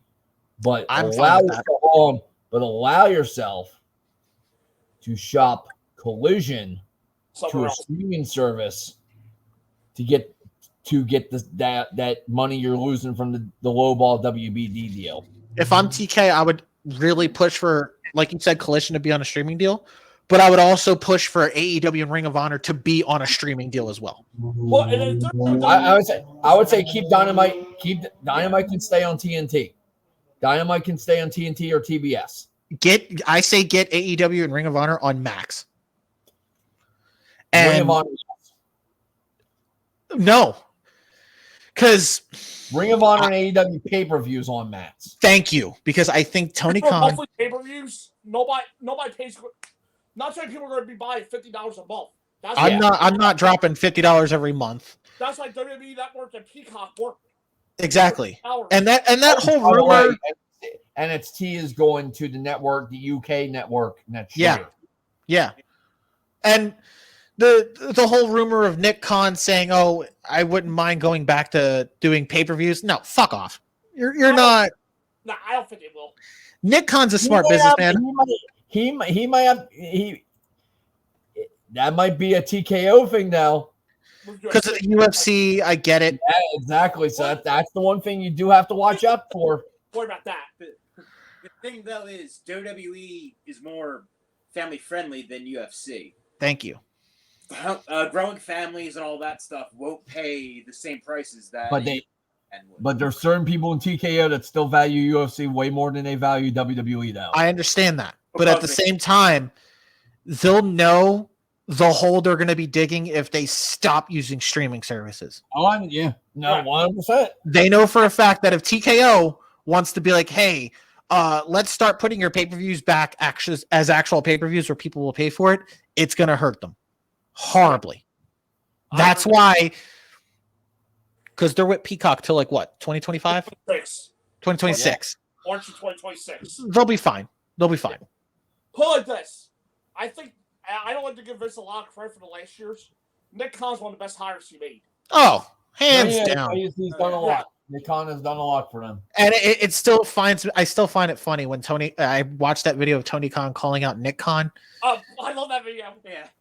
And it's like, yeah, and little do you know, Nick Khan has been single-handedly saving the WWE. Like, outside of Triple H and whatever's back there, Nick Khan has single-handedly saved them in terms of. He just needs to have a mighty cosm of knowledge about professional wrestling, but I mean, yeah, but in terms of business-wise, Nick Khan is a very, very smart businessman. Yeah. Triple H does the wrestling, Nick Khan does the business. Smart. But even so, have some basic fucking grade school knowledge of fucking pro wrestling. At least know what a suplex is. God damn it! Like, Jesus fucking Christ! Like, you know how the Khan looks at. Look at all the money. Look at all the money. And it's like, hey, and this is why I get to tell you guys not professional wrestling. Yeah. Like, go right the fuck ahead. You can be sports entertainment. There's a reason why Triple H is the public face of the company, not Nick Khan. Because that's true. Nick Khan does some interviews here and there about everything. Really, is Triple H. Yeah, and every time he does. And honestly, when Nick Khan does the interviews, it's more about the business aspect of the WWE. Right. Yeah. And even then, he still has foot and mouth syndrome sometimes. Yeah. Not unless it's all cons have foot and mouth syndrome. Okay. Not unless it's that. Hold on. Not unless it's that one reporter that thought Tess was still alive. That's first off. Whoever decided, hey, let's put Nick Khan on the Bill Simmons podcast, dumbass. You lost already. Bill Simmons has always been seen to be the most delusional freaking idiot in the sports world. Like, but I applaud Nick Khan for being like, Test? I didn't know Tess was still alive. Yeah, he said, well, he was the one saying he didn't know Tess was still alive. Tess died in 2009. Dumbass. But at least he was smart about it. Like, I didn't know. Like, he at least knew Test was dead. Like, okay. Okay. Let's move along. Speaking, since we're on the AEW path, I want to get into the predictions I had going into 2024. Okay. One of them being Ricky Starks. I say he does sign with WWE going into 2024. He's halfway out the door. No pun intended, because his name's absolutely. Yes. Once him and Big Bill drop the tag belts, he's on his way out. Yeah, and that match. I'm rooting for Jericho to win these tag titles. Him and Sammy. It seems like him and Sammy are the way to go to win it. You know what to do to avoid this controversy? Pull Jericho and Sammy from the show tonight. Pull the Don Callis family. Sting and Darby beat them for the tag titles. There you go. Give them a feel good moment. Why not? Wouldn't be mad at it, but it's like you're just that match. You're just throwing everybody at the card at this point. I feel like that was a Jericho call. Yeah, but Ricky Starks. Yeah, dude, I understand there was a good idea to not just do the tag title match and last minute put in Sammy Guevara. Yeah. But like, I understand that. What makes I think honestly, it's more so just to give Sting another pay-per-view match before Revolution. Hold on. What makes me mad though with this 8-man tag, you didn't fucking put Takeshita in the match. You put Powerhouse Hobbs and Kyle Fletcher. Well, Yes, Kyle Fletcher's taking the pin, obviously. But you don't put Takeshita? Like, no, he doesn't take the pin. What's how hard is that to understand? You don't want to have him lose. You don't want to have Hobbs. Honestly, no. I think Starks is taking the pin. You want the better match. You go with Takeshita, no offense to Fletcher. But that's because wrestling companies are afraid to make people lose. Hold on. I think I think Starks is taking the pin. He probably is. If he is, it's to Jericho or Sammy to set up that tag title match. And not even that. It's also a way of, okay, Starks, you're leaving. Take the pin. Goodbye. Yeah, take the pin. Like this. Meet everybody. And he was sick during that promo 2 weeks ago. Yeah. You could see over Ricky Starks' face. He doesn't want to be there. He's done. He looks out of it. Yeah. He's been not wanting to be there since freaking last year. But even more so now. We're talking about signings, and he's not a big one now. No. We haven't heard anything about him yet, and I know his contract's coming up. I firmly believe it's going to be a switch. Starks goes to WWE. Sheamus ends up in AEW. I can see that. And if everybody that's up in WWE, I can see him be the one. I see Sheamus going to AEW and reuniting with Claudio. And I'm still going to say there's a possibility that McIntyre goes to AEW too. I think Drew resigns. Maybe back to TNA. I firmly believe Drew resigns. That's a hell of a pickup for TNA, though, Drew. Yes, if he goes back as Drew Galloway, that's a huge pickup. Where he had in WWE. I'll tell you right now. Yeah. You start watching some of these older guys that used to be in TNA. Start watching about Lashley. I would say start watching about Lashley because he ain't doing jack all fucking hell. Is his contract up next year? I don't know. I'm just saying that if it is, it wouldn't shock me. I know he can go back because he can go back if he wants to. I don't see it. I don't.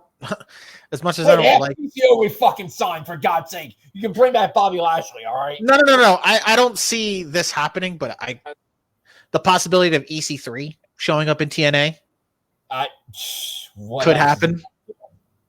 And I'm actually going. Here's my I'm thinking Sheamus actually stays. He's later here. I don't think he's going to leave WWE. Drew might be on his way, though. So you're saying Drew is going to be out and not Sheamus? I don't think Sheamus is going anywhere. Bro, I think he's been in the WWE system too long. He's also he's also in his 40s. Yeah, he's a Triple H guy. Neck injury recently. I think he's more or less stable. Wants to be stable in WWE. Real quick, Fightful don't have everybody, but they're the best ones with the contracts. Yeah. These are people that are up in 2024. Yeah. For the three companies. Okay. So Bliss is to the end of this year. She's resigning. But she might have time out because of the pregnancy. Yeah, because she's resigning. Drew is early 24. Becky is set for June. Mm-hmm. Yeah, she's resigned. They don't have a timetable for Sheamus. Okay. Ricochet's the summer. He's resigning. Jinder's the summer. Who? Jinder. He's gone. Go fuck off somewhere. Go to MLW. He's gone. And New Day's December. They're resigning. They're staying. Yeah, they're staying. And Orton was originally 2024. but he was going to stay no matter what. Well, Orton's yeah. Kevin Owens, he's resigning. Yeah. I firmly believe. Okay, because I think Sammy's up too, isn't he? Yeah, but Sammy's resigning as well. Yeah, Sammy's 100% going to resign. Sammy. Yeah, I say he's resigning, but I could see the other way around him. No. I think Sammy and KO are resigning because they're happy with where they're at now. Yeah, and I'm still going to call that Kevin Owens is the big NXT jump to help that CW launch. Yes. I won't forget that. Yeah. I think Bliss is going to resign because I don't know. I could see it. She could be a TNA. I can see it. If Bliss doesn't resign, I don't see her wrestling anymore. I agree with that. Well, yeah, because I mean, somebody's got to be the breadwinner because it sure as ain't going to be her husband. Not even that. I feel like she's going to be branching off into music now since she's like trying to step into that game. I feel like she's going to try and break into that industry. I think she's going to go into acting. That too. She's the next Jessica Simpson. Oh, fuck. Reference to her husband, so. Yeah. They're not big anymore. Now, I don't know if he resigned or not, but here's my really big off the wall prediction. If this happens, this changes TNA. This might get them that TV deal that you mentioned that question earlier, Anthony. Who? I could see AJ Styles going back. Is his contract up? I don't know. He's not listed, but for years he's been saying that he was on his last contract. I think he was signed WWE twice already. He says that now, but hey, judging by his freaking physique, I don't know anymore. Yeah. So. Well, I know Bobby Roode's coming up too. Yeah, but Bobby Roode, he's retired. He's going to be a producer. Yeah, he's. And, him and Abyss are pretty much running the MSG house show, which is wild. Fantastic. Yeah. No, but that's just wild. Fantastic. Triple H, and you got those two motherfuckers who are Impact original homegrown guys. I mean, but it seems like MSG. Yeah. But it seemed like that MSG house show was a big deal. Like, well, except for the fact that Punk fucked up a clothesline, which I love. See, that looked like it was on Dominic though. Like, I feel like Dominic didn't take the bump. Nope. You just have a hatred for Phil. There are other free agents that are listed. These aren't all of them. These are just the ones that have been for AEW now. Is MJF claimed by him? He's fucking restarting. He's Tony Schiavone in April. He's resigning. Andrade, he'll be an exec. He won't be an announcer anymore, but I think he'll be an executive. Yeah. Andrade in the summer. Andrade's going to CMML. Brian He's Danielson. going back. Brian Danielson and Dustin Rhodes in September. They're both retired. I think they're both retiring. And that's it. Dustin will go back. Dustin will go back. You think he goes back to the E? Yes, Dustin goes back. I think Dustin goes to WWE. I think he gets his farewell in WWE as Goldust. Yeah. And I think he goes to the whole thing in the following year. Yes. Yeah. Inducted by Cody. Yes. New Japan, that all they have. Not just as everybody, it's just who they have listed. Yeah, the big names. Yeah. Okada end of January. That's the mystery. Well, the Rumble's in the end of January. Okada's not going to WWE because I don't know if he wants to leave his family. That's what I'm saying. I don't think Okada's signing. I still think his wife, she wants to have aspirations to do things in America, so that might change things. Like I said, the Rumble's at the end of January. I would say Okada actually would be a big pickup for Impact or TNA. Yeah, but they already fumbled the ball with him before. Especially given the fact he never wanted to ever go back to there. Yeah. The TNA or their contracts are Fandango at the end of this week. Who cares? Deanna, obviously. And then for 2024, Rishwan, PCO, and Brian Myers was signed. Okay, I don't give a shit. Okay. One time going back to WWE after that whole freaking thing that happened with him. And then MLW has Alex Hammerstone, who's really leaving this time. Alex Hammerstone, I think he's getting signed by TNA. I think he's going to AEW. And I don't see Hammerstone in that company. And as of Monday, he's a free agent. And then NWA Camille's a free agent as of Monday. I see Camille signing with WWE. Camille goes to WWE. Yeah. It's just our report right now. Out of those TNA names, I see Fandango going back to WWE. as a producer, or as the gatekeeper in NXT. Oh yeah. Kind of like how a Cassius Ohno. Although I don't know why they wouldn't have already done that for Tyler Breeze.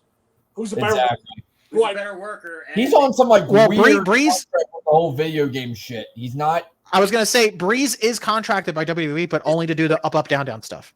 Yeah, that's why he's in the video, and that's why he was put in the 2K game. Yeah, like that's why you see Breeze able to wrestle in other companies, but he's only contracted to do up, down, down. Too. Or up, down, or shooting the breeze or something. Yeah. He's got that. Yeah, he's got that shooting the breeze thing going on now. I think he did one with Rhea, one with Foley, and one with X-Pac. I think it's because it's him and put him in that role. That's because he's good friends with Xavier Woods, so obviously they're going to be. I wouldn't be surprised if Xavier Woods had a hand in that.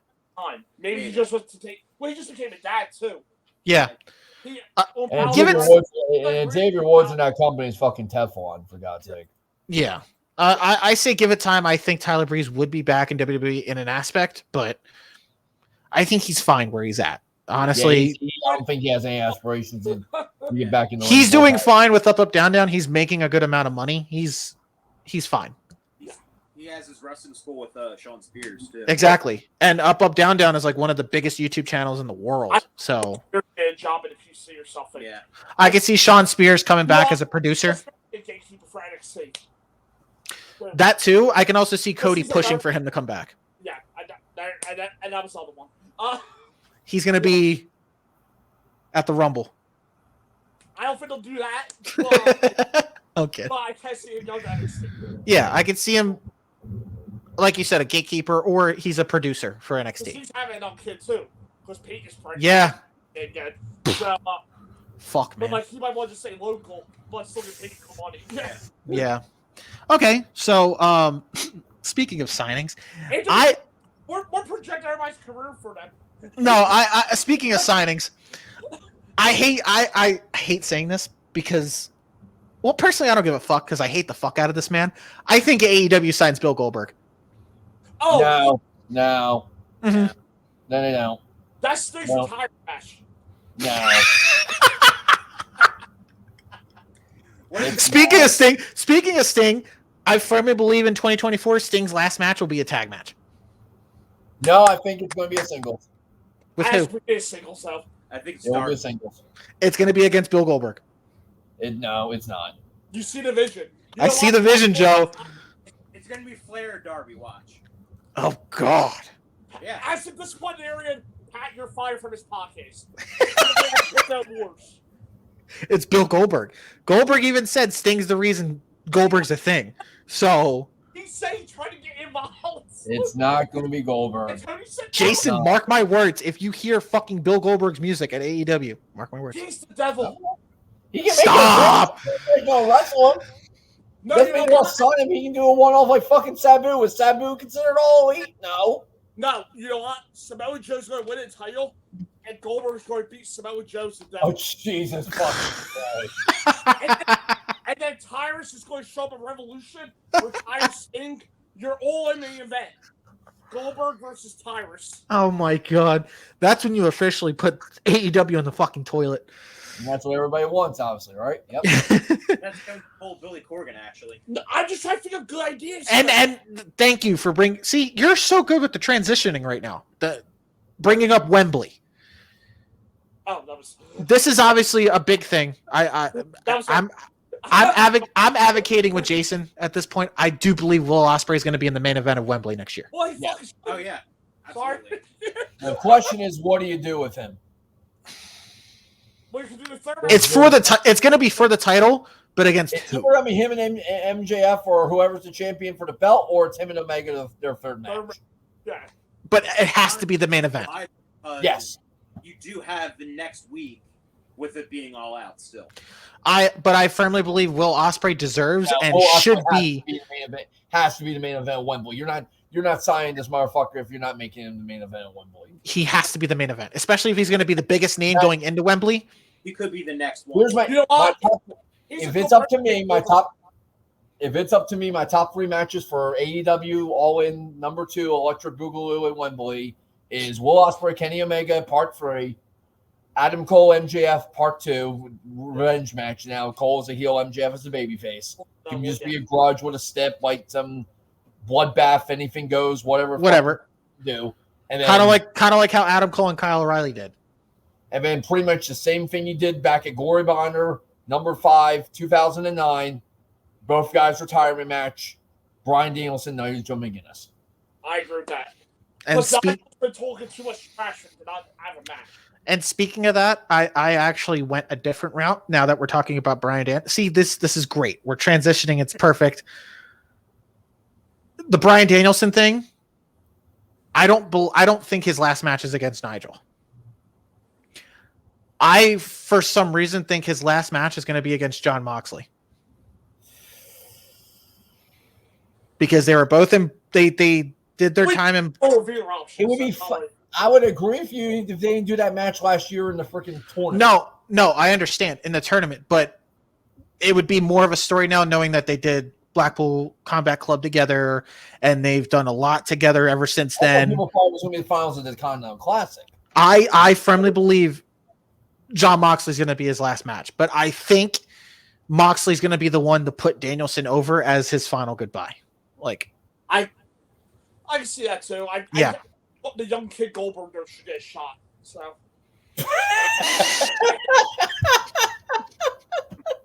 But you know what? Ospreay versus Goldberg intrigues me for Wembley. God. You better than Ospreay versus Vader. Unless you do Ospreay versus Danielson. You could. Which I'm fine with. But I don't see Ospreay being Danielson's last match. I think all the Nigel shit talking Danielson. That needs to lead to something. It's for some reason. It has to. You know what I mean? I think all the Nigel shit talking to Danielson, I think, is for some reason.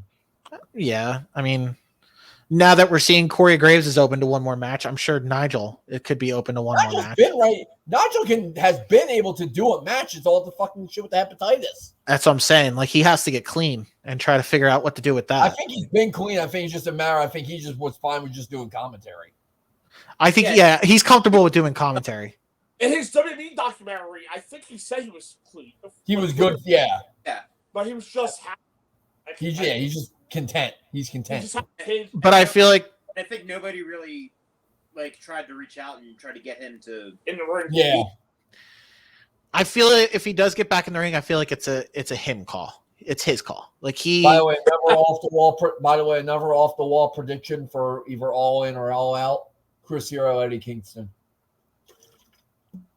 I can see it. Hero's going to wrestle. Hero, Gator Run Teed is going to wrestle a match for AEW next year. Oh yeah. You've already seen his 2 matches since he's been back at West Coast Pro.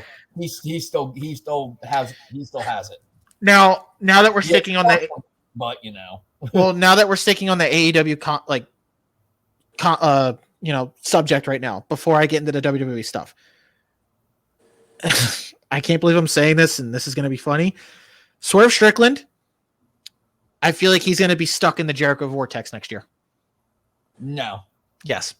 I don't think there's going to be. Especially when Jericho came out. There may not be a Jericho vortex. No. So I'm positive it might not be, no. It might not be, but especially when Jericho did come out and say he would want to be part of the Continental Classic next year. That's fine. I do firmly believe, however, to keep Swerve busy, he's going to be stuck in the Jericho vortex. And knowing Jericho, he wants to stick his name in something to keep himself relevant. I feel like he's going to be feuding with Swerve next year. If Jericho's still there, I think you might be right. I feel like Swerve versus match. I'm not saying that. I'm not just disputing the fact that there'll be a match, but I don't think there's going to be a whole long-standing feud or whatever. No, I feel like, because I still stand on the fact that you're going to get Swerve and Hangman at All In next year. By the way, I'm totally of the agreement in regards to tonight with everybody now all of a sudden so up in arms about, now they're finally doing Swerve and Keith Lee when y'all were the ones wanting to see it happen when they didn't give it to you before. But now it's a problem. I think Nana turns on Swerve and joins up with Keith Lee. And Keith Lee goes heel? Yes. Oh, bold. Swerve's a babyface now. He's a full-on babyface. He's over. He's over with the crowd. That's why I'm saying he's going to get stuck in that Jericho vortex. Wait, Nana dance away from Swerve right now? Yes. Swerve has gotten to a point where he doesn't need that extra dance shit. No. Swerve's fine on his own. It's better. I think it would help, honestly, for Keith having Nana there and having these other big bruisers. Like it's because now you would think about it, the embassy would be a whole big group full of big ass bruisers with the Gates of Agony, with Brian Cage, and now with Keith Lee you throw in there, and maybe you reform him with Shane Taylor. Yeah. Like they have this whole big freaking monster. You have pretty much the Monstars, for fuck's sake. That is true. You really do. My whole thing is like a fucking monster, for God's sake. I don't have a problem with the match tonight. My whole thing is you waited until the feud was ice cold to do the match. Not when the feud. That's what throws me off. I'd rather you do it than not do it at all. But no, he said now both guys are hotter than they were before. Swerve is, Keith Lee's not.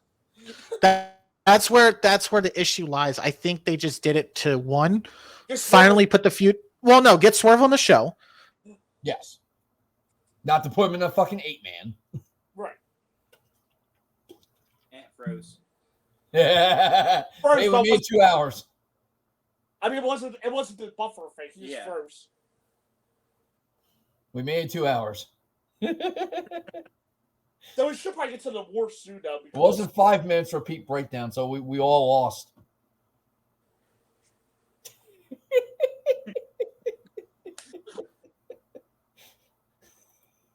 Well, folks, we knew this was going to happen. Right, so while we're doing this, I can give you the list of the awards we got to do. Yes, that's still a thing, everybody. Yeah. We promise we're going to get to it at some point. Because, World's Light's about to start like an hour and a half, so we get to them. Yep, and there he goes. All right, so what do we have? We have, where the fuck is, oh, here we go. We have 20 awards we have to do, so we should do them soon.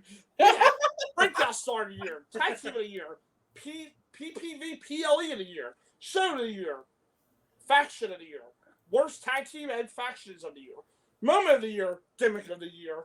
Where the fuck is he? Worst Wrestler of the Year, Most Improved of the Year, Entrance of the Year, Announcer of the Year, Feud of the Year, Worst Match and Worst Feud of the Year, Male Wrestler to break out in 24, Female Wrestler to look out for in 24, Worst and Best Promotions. Yep. And I promise they will happen at some point. Might not be today. Because we don't it might not be. all that stuff. So tune in next week.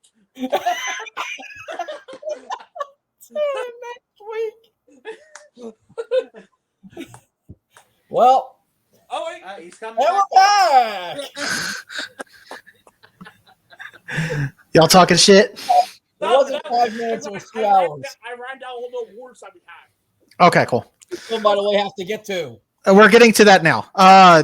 It's StreamYard issue. It's not my internet. My internet's fine. It's like I said, it was one or the other. It's StreamYard. That's Fuck you, StreamYard. You never own it. Well, no, because literally I'm just saying I have perfect connection. It's StreamYard that decided to take a shit. Fuck you, StreamYard. Thank you. Fuck you, StreamYard. I ran down all the awards, so. Okay, cool. Well, speaking of the awards, I'll just hold off on my predictions. Let's just get to the awards now. Yeah, because we're the participants. You're just the moderator. Yeah. Fuck off. I will hold off my other predictions about WWE some other time. But good discussion. Let's break into the awards since this is what we've been waiting for. No. No. It's not like we're turning into a 5-hour AEW show. God damn it. Yeah. It's not like we waited. Yes, I like you people, but I already got watched a 5-hour show tonight. 5-6 hours. I don't think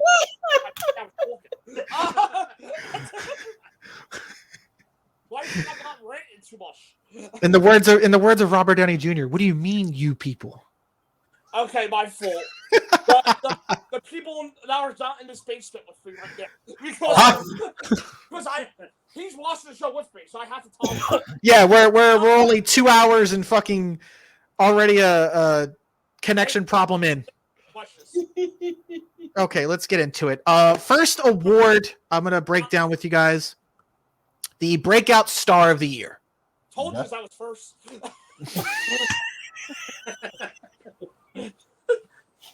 Yes, Joe, I'm going in order. Breakout star of the year. Well, some of these categories will have at least 6 nominees. Some of them might have 5. Some of them might have 7 or 8 because there was a lot of good hands going into this. The 6 nominees for Breakout Star of the Year, in my opinion, we have Dijak, we have Konosuke Takeshita, we have Grayson Waller, Julia Hart, Dragon Lee, and Bronson Reed.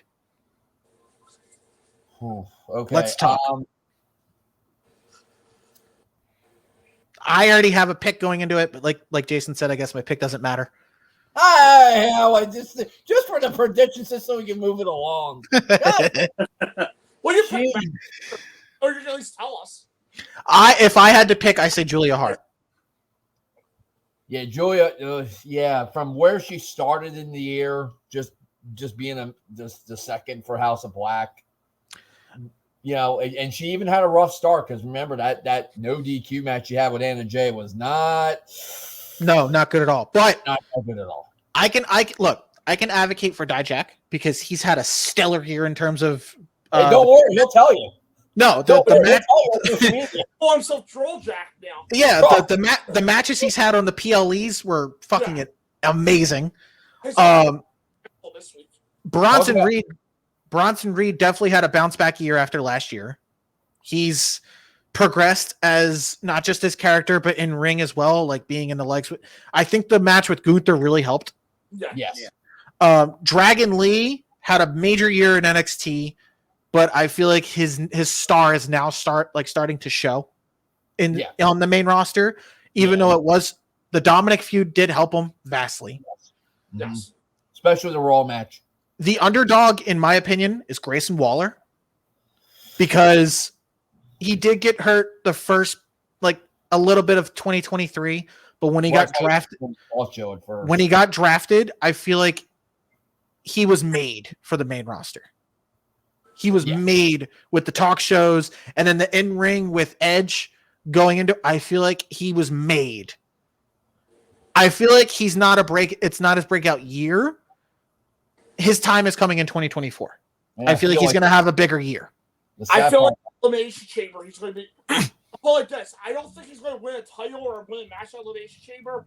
I think he's going to be part of the Chamber match though to see who faces Roman because he's going to be I feel like if you want to put it that way, if you want to strap the rocket to him, he's final two in that Chamber match with Cody. Oh, yes. Well, it's not a stretch. I do feel like I wouldn't do it, and honestly, I would not do that. Why would you want the crowd to be booing Cody, who's supposed to be your next guy? You're right. Then have Waller out first. Well, then that just turns the crowd again. That's why I wouldn't put him in it at all. You don't want that because then you do take or you do a thing where Waller's feuding with Theory. Because I do see them breaking up. Because I think his reason why I don't put him in his breakout is I think they felt like pairing those two together would help out Waller, but it's really just keeping afloat Theory. I feel like it's a way to try to make Theory a babyface because I feel like at some point in 2024, Theory's going to turn babyface. Theory, so they just need to cut fucking bait. They just need to fucking cut bait. It's a failed experiment. It doesn't work. It just doesn't. And he's frozen again.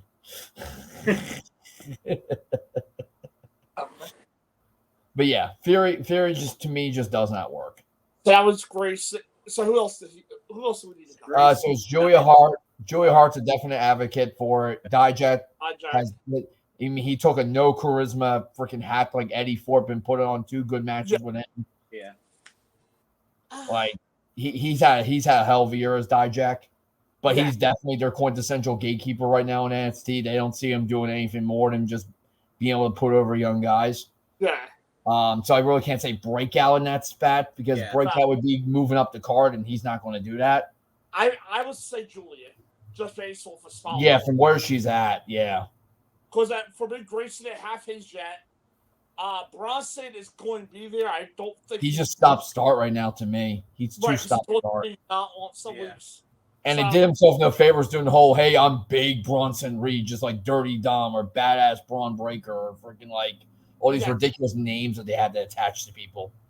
Yeah, I think Julia, just because of her importance right now to AEW. Yeah.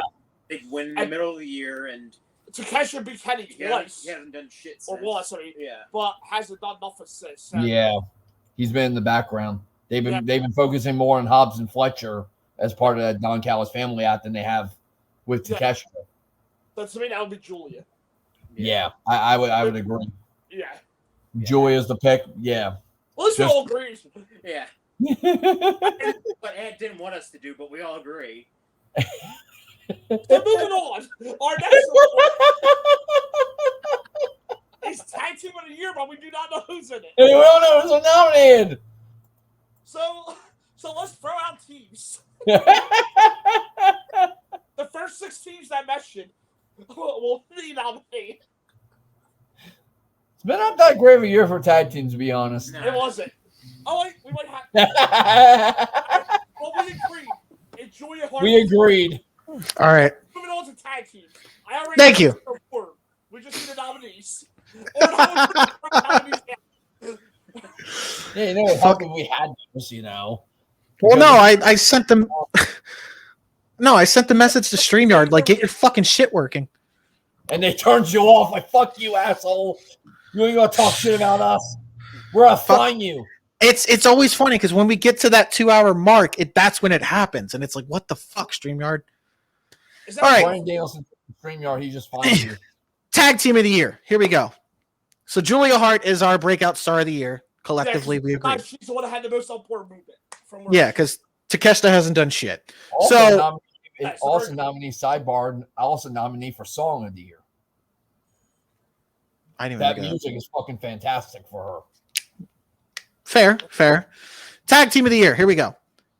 FTR, the Young Bucks, the Usos, Sami Zayn and Kevin Owens, the Rascals, and the Creed brothers.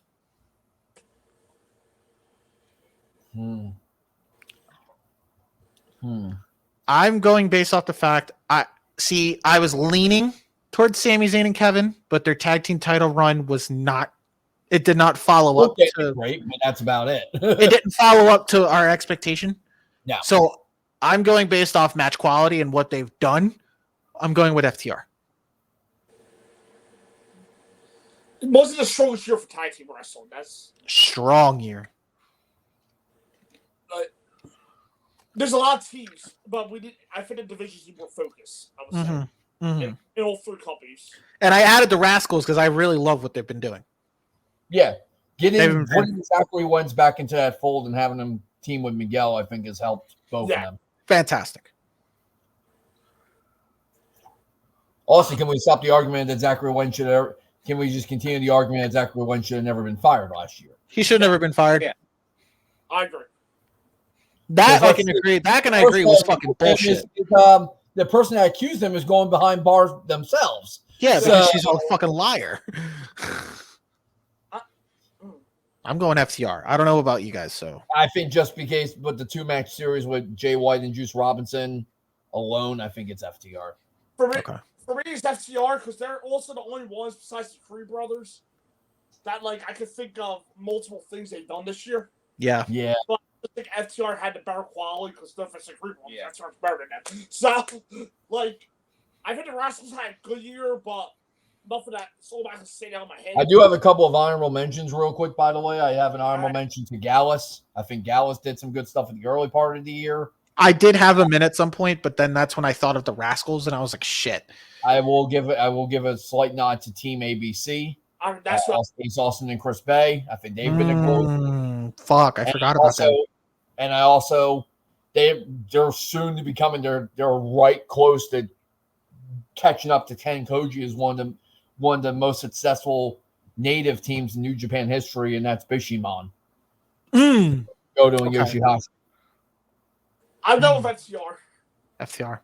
Yeah, FTR for sure. But yeah, just want to make it's not been a complete, doldrum year for tag team wrestling. Oh no, it's been a fantastic year in tag team wrestling. Just because for me, it comes down to Usos and Stay Together. Sami and KO were 2 single stars.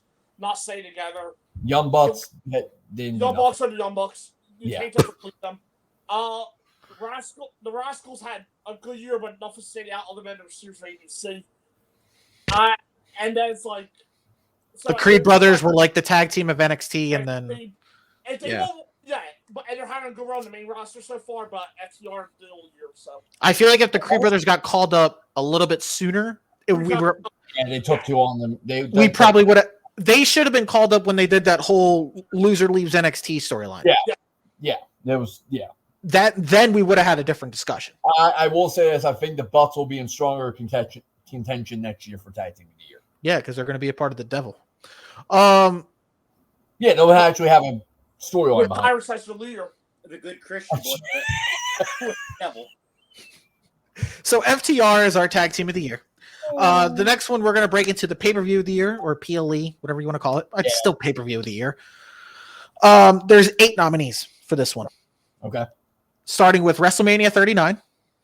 You can count night 1 or night 2. I'm counting the show as a collective. I guess of WrestleMania 39. Did you want to just do night 1 since that was easily the better night? Stronger than night 2 for sure. Do we all agree on that, Joe? Pat, what do you think? Do you want to together? But put them together? That's fine. Yeah, if you want to put them together, that's fine.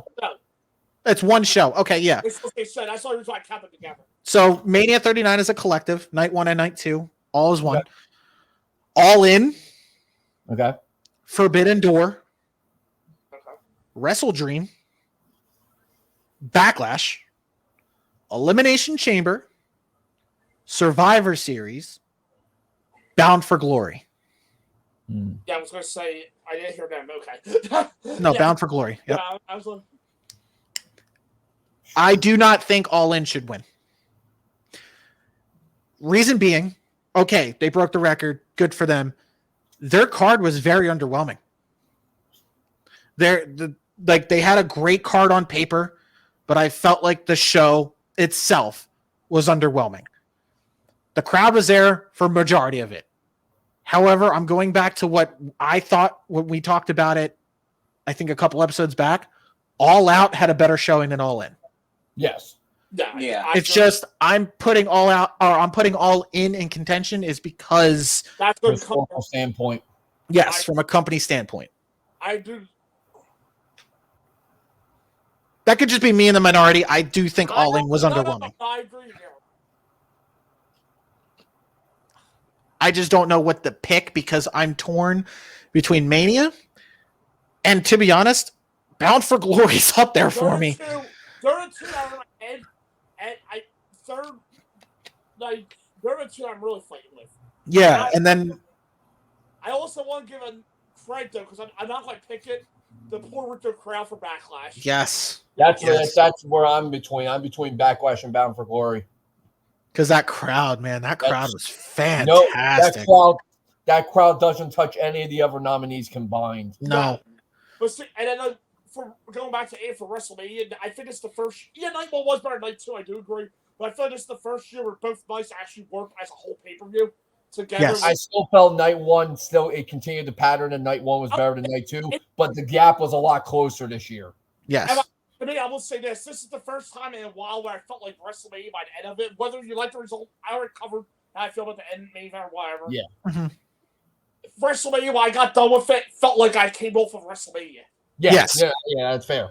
It didn't feel like a B+ pay-per-view where it was like, what the fuck? Like, right. And for me, and the crowd was very good for the most part. And if you want to think about it in the wrestling community, this is being helmed as like a top 5 WrestleMania. Yes, it is. Yeah. I don't disagree with that. Because that's not telling the full truth. That's not the full truth. God damn, Pat, you're just outing him right now. In terms of an undercard, right? Mm-hmm. Not count Cody Roman and Sami KO, the undercard matches. I feel like it's better than some of the top manias with the undercards and 2 strong main events. Mm-hmm. But I would say, for me, it's a top 3 mania. See, I'm biased.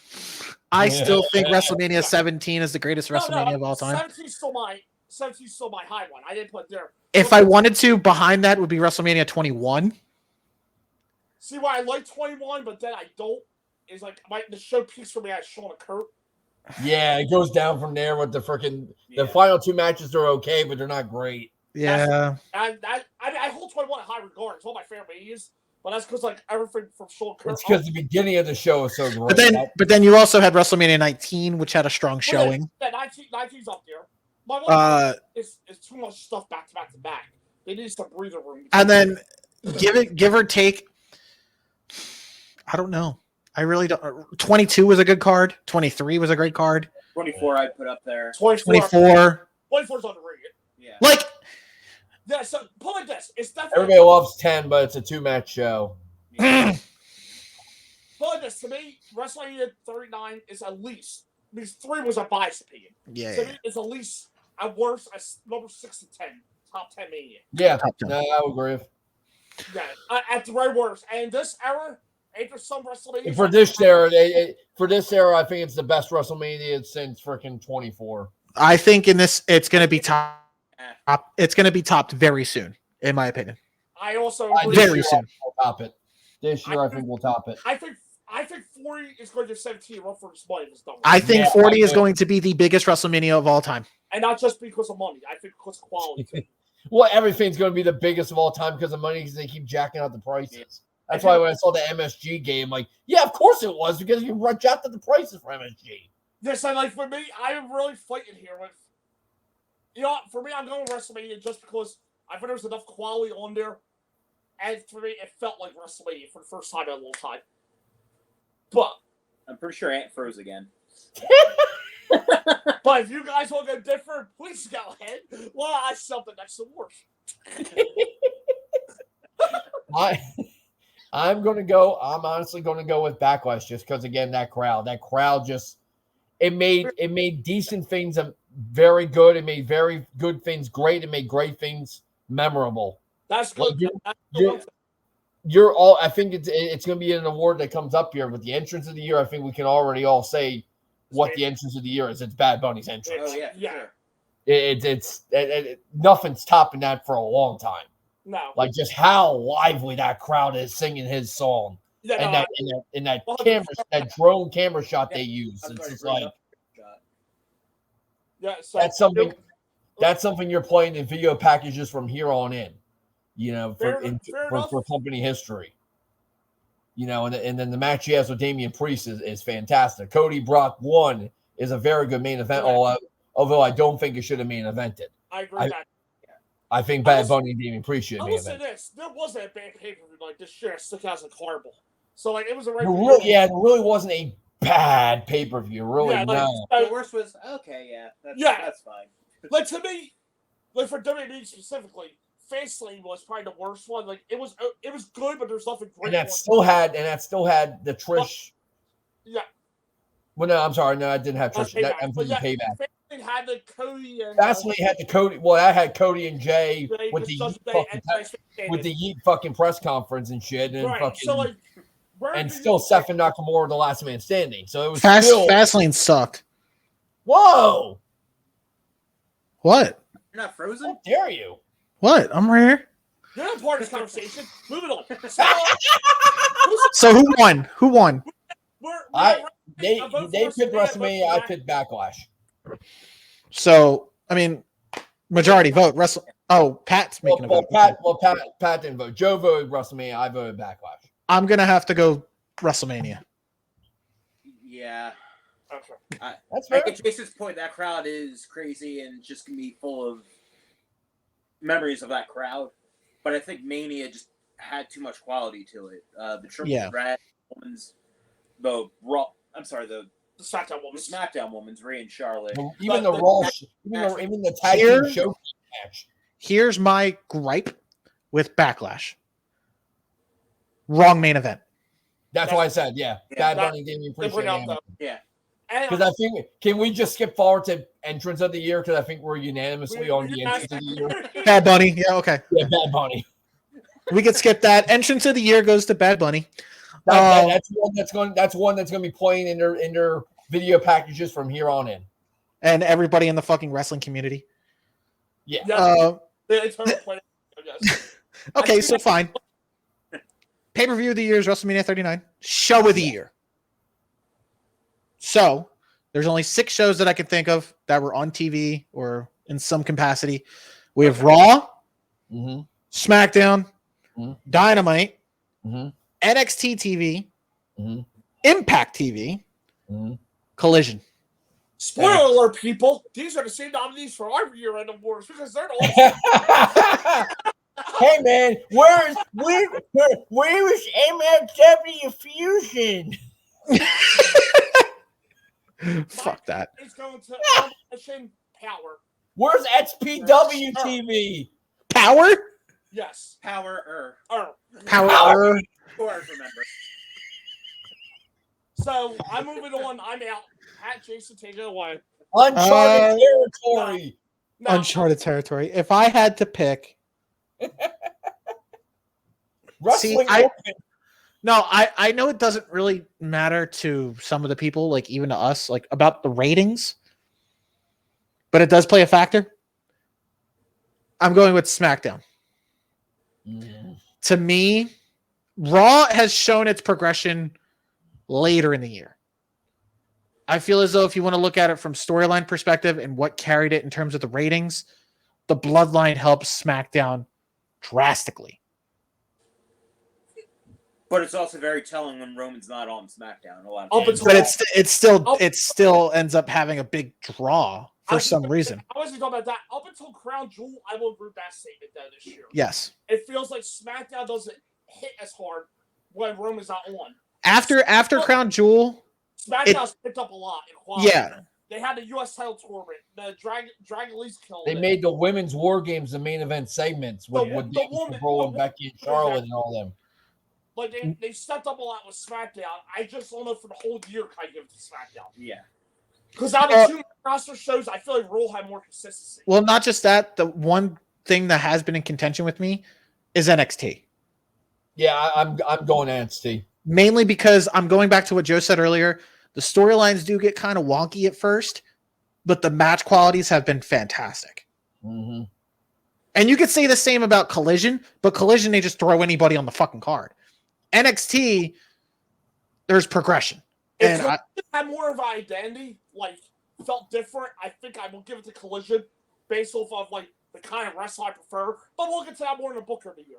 Well, plus, I feel like Collision came at like a little bit later in the year. It didn't really have a full year to shine. To me, it came in June, and it's that's like halfway in the year. So like, there's an obvious difference between Collision in June than Collision in November. Right. Yeah. Punk had vastly more control of Collision, which I think it helped. It did. Dynamite.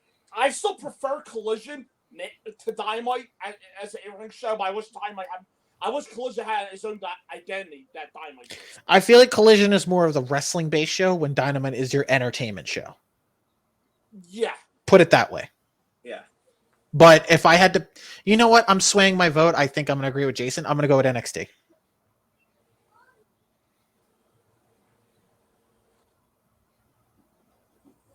For me, he's coming down to NXT. I did enjoy Raw a lot this year, Raw and Collision, but I could go with NXT just based off of the match quality. The match quality almost weekly. I mean, Raw. It's because of Judgment Day. I can tell you that right now. It's the whole year was just Judgment Day, Cody, those main people. That was the only thing that's holding me back from saying Raw is because I thought Raw had better year to SmackDown as from year to year. From month to month.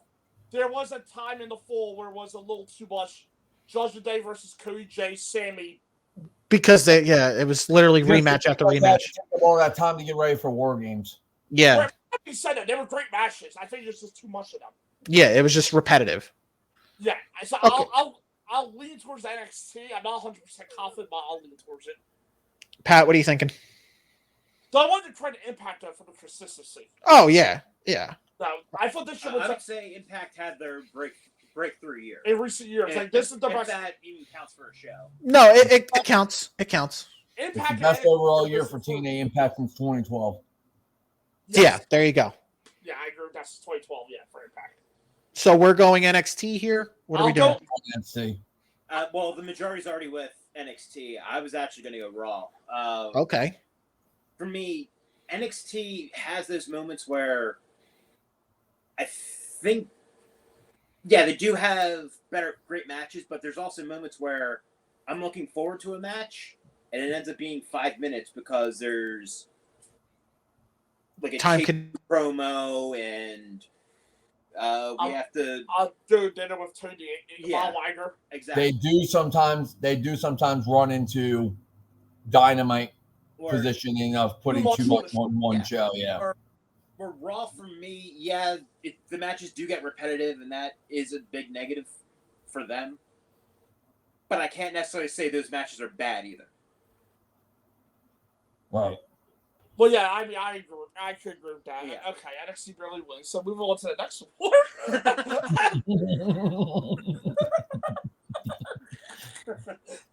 Okay. By the way, folks, this podcast is sponsored by StreamYard. Faction of the year. Well, we got the Judgment Day. In their nice purple and black. Right. They're very pretty outfits. We have the Bloodline. We got the Bloodline. You got Seth Rollins. Faction of the year, Seth Rollins. I didn't know what it was doing. I was like, faction, okay. Whatever. This isn't 2020 with the Rising or whatever the fucking. Oh yeah. What else we got? We got BCC. Oh yeah. BCC. I guess you want to say the Elite. The Elite, I guess. Yeah. So, the Mogul Embassy. Yeah. What else we got here? I don't think there's any factions. There's not really any factions in TNA. No. Guess damage control has to be mentioned. Yeah, damage control would be considered. Yeah, damage control would be in there. There really wasn't any factions in NXT. Yeah, factions in NXT are like. I mean, Shishu and Dallas. Yeah. I mean, there was. There he is. He's back. No, now it's an internet problem. I have the worst luck with this shit. I swear to God. NXT barely won. We would know the faction of the year. We were just throwing out factions. Oh, faction of the year. There's 5 nominees. Here we go. All right. The Bloodline, the Judgment Day, Blackpool Combat Club, Jericho Appreciation Society. Ooh, sorry. Now, when I say faction, I did touch up on this before with Jason when we did Greatest Faction of the Year. Yes. It's a group of 3 or more. Then I agree with that. Okay. The last, there's only 5.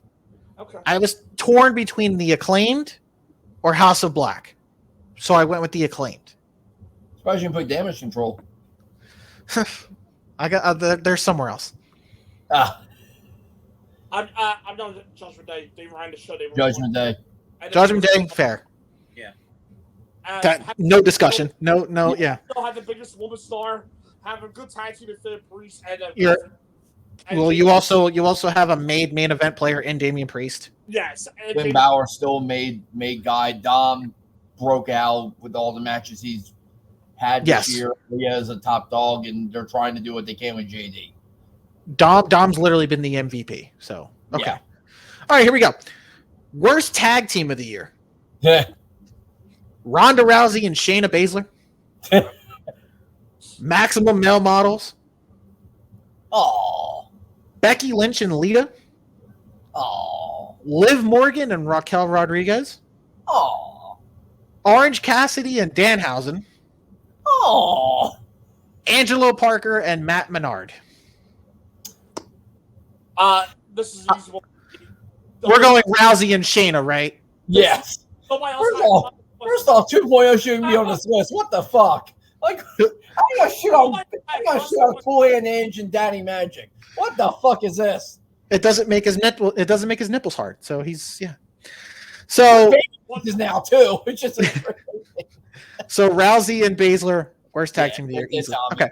Sandy, get out. You get your Rousey award, Sandy Hook Ronda. I would say if it worked like they were supposed to, then maybe they wouldn't be on this list and get over another team. But they sort of just went out like a fart in church. Honestly, Rousey dragged Baszler down. If you want to think about it, Yeah, he did. It was almost a career killer for Shayna Baszler. Like Baszler's trying to find her footing now with Zoe Stark, which I do like the pairing, but Rousey really almost killed her career right there. Yeah. Now Rousey can go fuck off and do whatever. Worst faction of the year? The Outcasts, Schism, Damage Control. Really? Yes. Go fuck yourself. Granted, Booker wasn't the best, but there's no way they're lumped in with those first two. Where am I wrong in terms of them being the worst, though? They're not. You are wrong. They were one of the worst, like halfway through the year. The only good thing, the only beneficial thing about it was Io Sky. Well, the feud with Becky and the two diva women's legends really killed them. It really fucked them up, in my opinion. I don't think it killed them though. I think it did, in my opinion. And then you had the flip flop with Dakota Kai and Io being the tag champs, losing to Becky and Lita. I feel like that killed some of their momentum going forward. And now it's really starting to pick up with knowing the fact that they're going to turn on Bayley. Well, and that's why I don't put them in there, because we know they picked up. Look at those factions. I'm not saying they're going to win. I'm just looking at it from an all-year aspect. That's what I was looking at. You're fired. Okay, cool. Next up, Hit Row. After that, Indus Share. They had no relevant.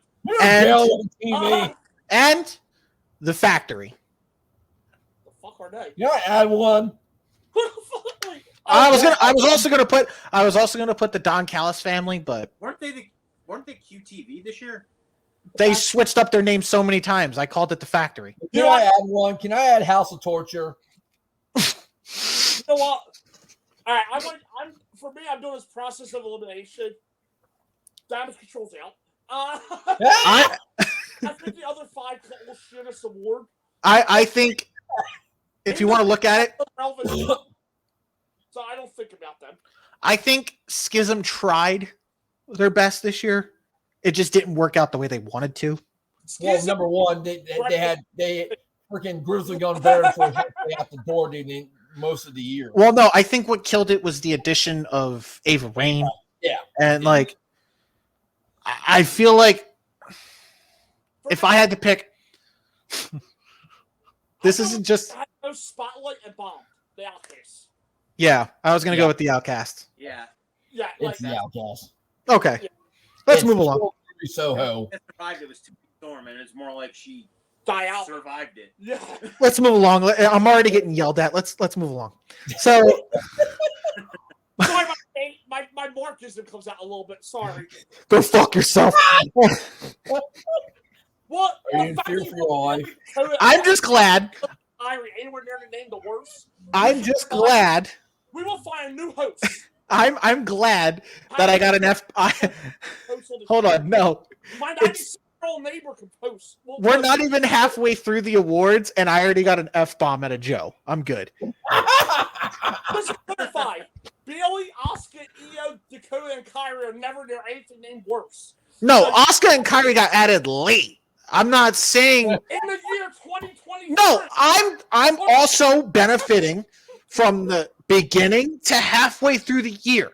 Shit didn't pick up until Io Sky. I wouldn't even say won Money in the Bank. I would say won the title. That's where shit picked up. Yeah, well, guess what? That was still a good portion of the full. Well, either way, they're not the worst. It's the fucking Outcast, all right? And a summer full winner. So anyway, I have another honorable mention. Brooke Benson and Fallon Henley. Oh, God. The charisma vacuums? Who they are. Who now we're going to break them all up so they can all be solo acts? Yeah, because that's going to work. What the fuck? The only one that's going to be a solo act is the one that stole Tremont's music. Yeah, fuck him. Even though the bulldozer's dead. Anyway, moment of the year. Here we go. All right. Still on a leash next time, asshole. Moment of the year. Sami Zayn turns on the bloodline at the Rumble. Jey Uso pins Roman Reigns. Hangman Page drinks Swerve's blood. Oh, Jesus Christ. I knew you'd throw that one in there. CM Punk returning to WWE. Adam Copeland showing up in AEW. Jason's favorite. And The Rock showing up on SmackDown.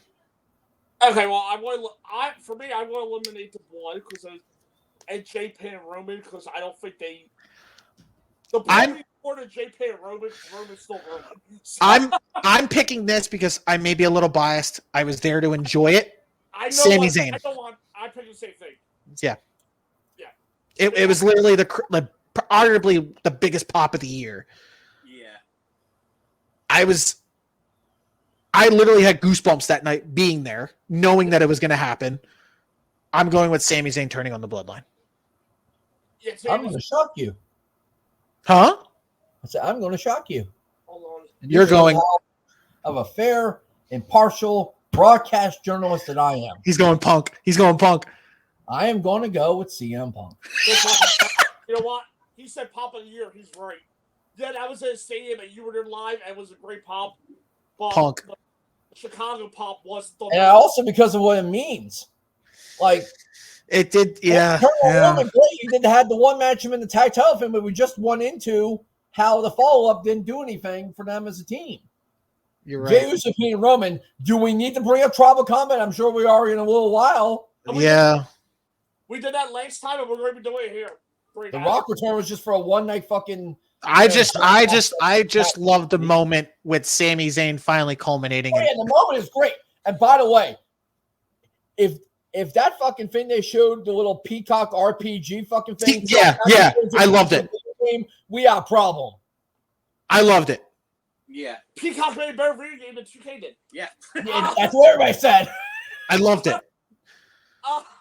Peacock should be doing fucking video games from now on. If I'm to me, by the way, if I'm to me at 2K right now, I'm pissed. Yeah. Yeah. But yeah, Punk's return has to be. All right. I'll wait. Yeah. Oh, I'm fair and impartial when it comes to Phyllis. Okay. It's going, and whether you like Punk or Sasha or don't, they always have people talking about them. That's right. So Punk returning. Loading. But just to clarify, Jason did say earlier, Sasha has a bigger ego than Punk. I did. So just remember. And Cody, right. and nobody loves themselves as much as Cody and Brandy do.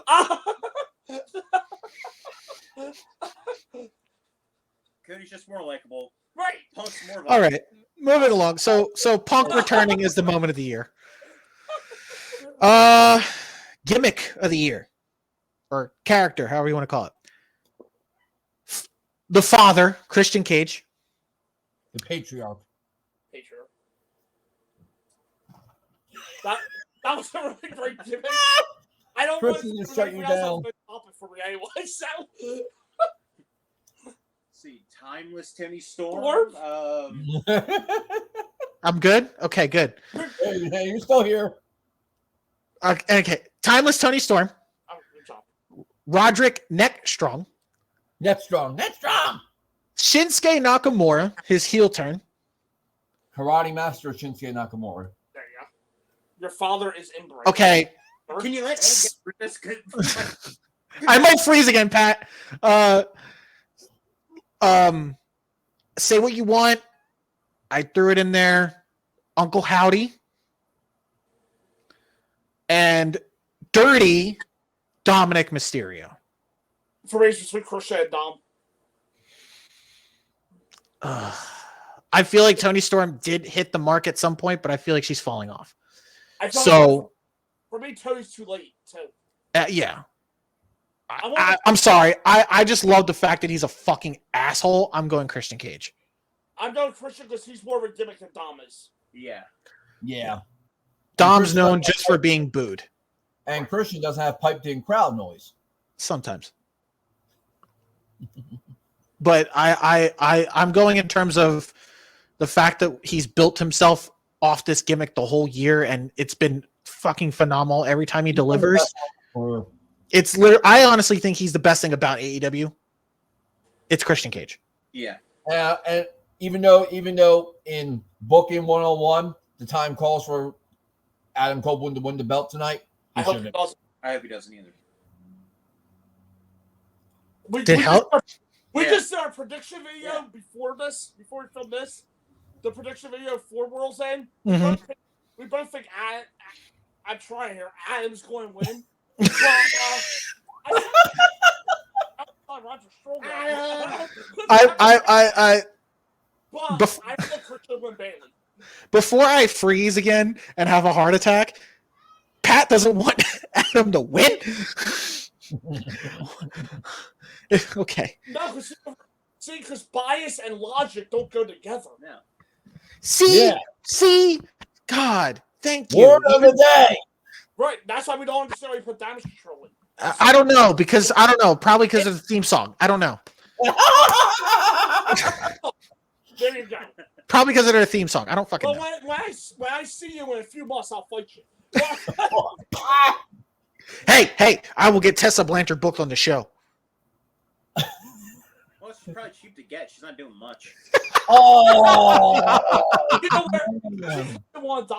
She could have won James Mitchell's hooker. Zing! oh. Pat came in with the zing. Oh my God, I love it. In the NWA. All right. So give me. Oh, side note. When did Tessa Blanchard decide she's a Mexican now? Yeah. Didn't she marry one? They're divorced. Oh. Yeah. She still acting like she's a Mexican. Our promos are in Spanish. Mexican heritage in the divorce? I don't know. I don't know. Fine. So we're all agreeing Christian Cage's gimmick of the year. Hola. Yes. Okay. No. See? You say hello. Anyway, all right, let's move along to Joe's favorite character, the worst wrestler of the year. No, none of Damage Control. Relax, Joe. Worst wrestler of the year. Here we go. I rehired you for this award. Saraya. You're good. Tyrus. Oh. Ronda Rousey. Jade Cargill. Karrion Kross. Oh, come on. That's uncalled for. No, I'm not saying wrestling ability. His booking has been fucking atrocious. Yeah. And Gable Steveson.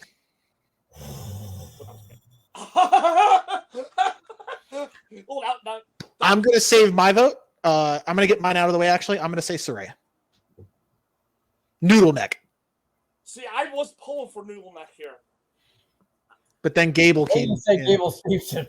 But that whole hype of Gable Steveson, Yeah. That match with Corbin, and Corbin is not a bad worker. He's got a good match. Corbin tried his best, and to me, that was hyped up, and look what happened. I can't believe I'm saying this, but Saraya and Tyrus is safe for me. I'm going with just okay. Tyrus is NWA. That don't matter to me. Well, he's NWA done. NWA has no relevance to anybody's lives. Let's be honest. Okay, Yeah. fair. Yeah. Fair. Saraya doesn't wrestle often. Okay. So, Jade Cargill. I'm going Jade.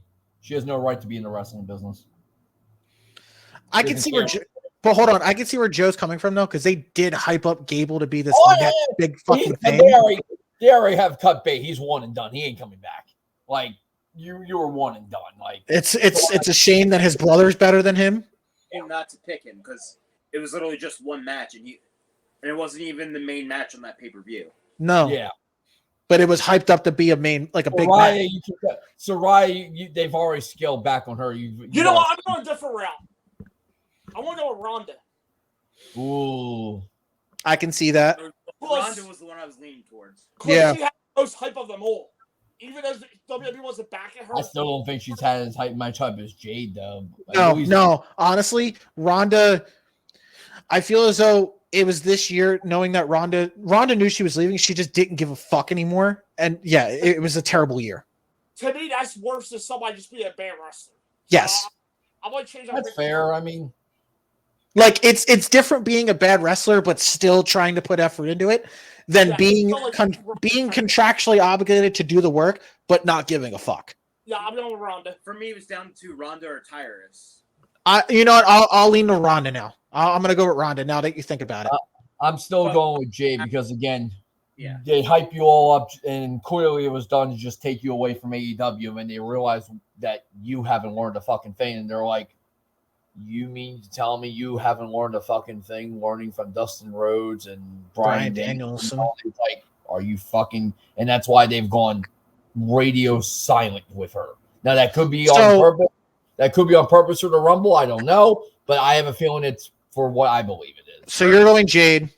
Yes. Pat, you're going who? Ronda. So 3 out of 4 is Ronda. Right?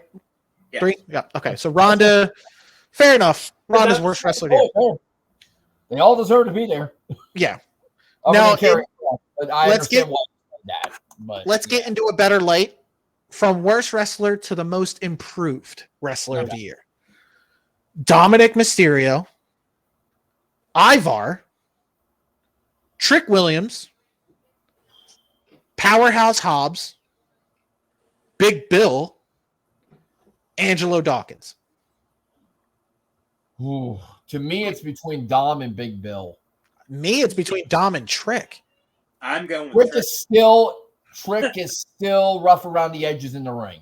But that's the only thing that's the only contention I have with Trick. If the same question next year and he's nominated and he greatly improves, then okay, that'll be all for it. I honestly, I'm just leaning majorly towards Dom. It's Dom. There's a reason why they gave him 100+ matches and have him work every single show. And here's another word where Dom's trusted. He was Orton's first singles match back. He was Punk's first singles match back. Yeah. Yeah. They gave him Cody. They gave him Ray. Ray.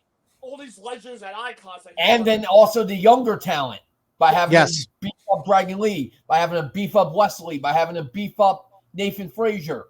Yeah. To me, it's Dom. Yeah, it's good. Yeah. Okay. Dominic Mysterio is the most improved of the year. And from where he was at the beginning of last year, where it was like, dude, he's a heel, but he still fucking sucks to all hell in the ring. To now being one of the top heels in wrestling right now, like and the work has matched up to it. If I'm Ray, I am one proud father. He's not on the same level, but he is as close to it in terms of look and everything as 1997 Eddie Guerrero. Yes. Yeah. And I think that was done on purpose. And to be honest, it was totally done on purpose. The look and everything. It's perfect. It's perfect. So fair. And he just everything about the business. We're only being in the business for like 4 years. That's true. Yeah. And he should never be a babyface again. Yeah. I honestly wouldn't be surprised if Dom wins Money in the Bank. I could see it. Yeah. Wouldn't be opposed to it. And like I said in the last episode, I will not be surprised if Dom ends up in the Final Four in the Rumble too. I can see that. I also would forward the idea of giving him that belt for a month or two next year. The world title? Not the belt, but the world belt. Why the hell not? Why not? Fuck it. He would get for having that belt. Kidding me? Yeah. All right. So we already agreed on entrance of the year for Bad Bunny, but I'm going to read off the nominees. It was Bad Bunny, Backlash, Roman Reigns' entrance at Mania 39, Sami Zayn, SmackDown Homecoming. Oh yeah, that was great. Yeah, that was Dominic, his WrestleMania entrance. With the police car. That was Chris Jericho singing his song at All In. That was very good. Say what you want, and Christian Cage's entrance. And Christian Cage's entrance at Full Gear. With the choir. Yeah. Oh, yeah. Okay. Yeah. But we all collectively said Bad Bunny already. So moving along. Jason, this one's in your wheelhouse. Announcer of the year. Michael Cole. Corey Graves. Excalibur. Yeah. Ian Riccaboni. Vic Joseph. and Tom Hannafin. Or whatever. Yeah. It's between Ian and Tom Hannafin. I think Tom Hannafin has done a phenomenal job taking over an Impact commentary. I feel like the dark horse is Vic Joseph. Yeah, I would include him on that. For me, yeah. He's honestly improved, and I still don't understand why they let him off Raw. I feel like he's improved, and I feel like he's a dark horse. But I can see Ian Riccaboni because he's fucking fantastic. Yeah, Ian is so good. Michael Cole, I feel like, broke out of his shell after Vince is fully gone. Like he definitely, this is definitely the best Michael Cole we've had. Oh yeah, hands down. Corey Graves is there to pick up the scraps for Kevin Patrick, and that's why he's on this list.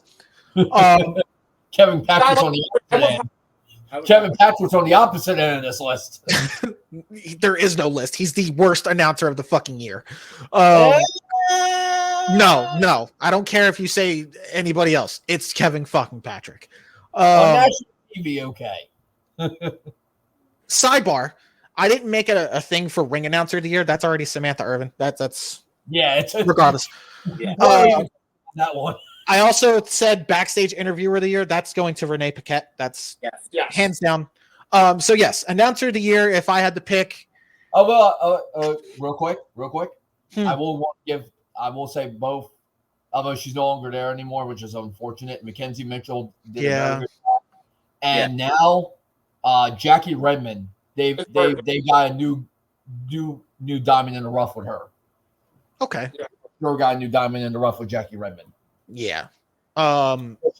She comes from the same background that Renee does.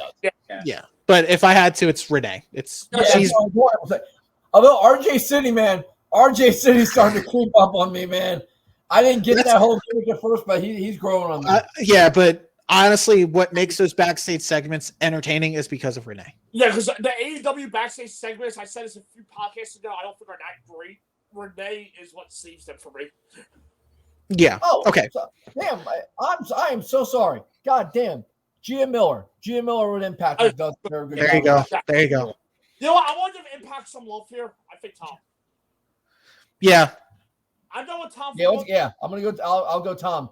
I'm going with him because I feel like after the commentary teams that they've gone through in recent years, him and Matt have done a good job steering that ship. And I think, and as much as I like Caprice, I think the former Aiden English is a better duo with Tom Hannafin than Caprice is with Ian. And I feel like he had a huge career resurgence being in TNA. Yes. So I'm going to go with Tom. I just want to give a shout out to Booker T. Yeah. That man has no clue what's going on. But dear God, if I'm not laughing every week, listen. That's Blair Davenport. No. Who? No, he didn't say nothing for that one. I know. I swear. I like that. What was the last pay-per-view for him? Deadline. Baron Corbin's coming out on his motorcycle, and Vic goes for all this stuff about Corbin, his stats, and all how tough he is. And Booker goes, "Well, has somebody smartened up Booker T that he's only there in NXT as a charity case because Hunter feels bad about beating him at WrestleMania 19? No, I don't think so. No, I think they have him to 29. They have him, according to Fightful, they have him to 2029. So again, charity case. We'll give you this long-term contract so you can be in NXT and say stupid shit. Let's say about like this: the checks in Charmel's name for being married to Booker. Looks like that. Yeah, Kinda, yeah. Okay. But I still prefer Booker or Excalibur at times. So, Excalibur, I feel like he gets too draining when he tries to. I honestly think him reading the fucking match card too fast does him dirty. Yeah. He needs to cut back on that. Like, but yeah, I'm no Booker. I'm going with Tom. Okay. Tom, collectively announcer of the year. Now, we're going to go with the biggest draw of the year. Roman Reigns, Cody Rhodes, MJF, Jason, whether you believe it or not, CM Punk, LA Knight, Becky Lynch. Cody. Yeah, I'm going. Normally, I know financially it should be Roman and all that stuff with the stats. I'm done with Cody though. Look at the house show numbers when Cody's on the show. Exactly. It's an all-year consistent thing. Yeah, they lose up a bit when Roman's gone. Mm-hmm. Cody's the face of the company. You know what's so funny? If Cody's story wasn't just a title, Cody's at the point where he doesn't need that title. At this point, no. But that's the problem. Is that's what I'm worried about? Is that they think that. Right. That's why. That's why I see that too. Is because he doesn't need that title. He doesn't need. Well, he does need that title, though. Like, he does. He does, and he doesn't. But for me, it's Cody just with the consistency. Punk obviously draws in the crowds too. That's been clear. I mean, that MSG show was a big hand in Punk, yeah. Like 10, 11,000. He got to like 14, 15,000. Yeah. But to me, it's a year-long thing as Cody. Yeah. Okay, so Cody Rhodes. Cody Rhodes would be the biggest draw of the year for 2023. Fair enough. The feud of the year. Here we go. MJF and Bryan Danielson. Cody Rhodes and Roman Reigns. Hangman Page and Swerve Strickland. Christian Cage and Darby Allin. Roman Reigns and Jey Uso. Blackpool Combat Club and the Elite. Or Sammy and Kevin versus the Bloodline. These are all strong contenders too. That's why I'm like, low key, I'm actually going to maybe go with Christian Cage and Darby Allin. I'm going with Cody Roman. That's had the shortest amount built. Build. They had the most memorable stuff to me. The one factor that I will always love and it's stuck to with Cody and Roman, they didn't touch each other once until Mania. Yeah, no, they did a good job. That gave me old school feel to it. That gave me big match. That it's going to be a big match feel. And match I wish I still had never touched. Yeah, exactly. I haven't heard that much excitement for WrestleMania event when they were saying for each other all the time with the crowd. Yeah, but it was like they never. I do remember in WrestleMania main event, the very last match of Mania I'm talking about here, that had that energy in that building. Exactly. In a while.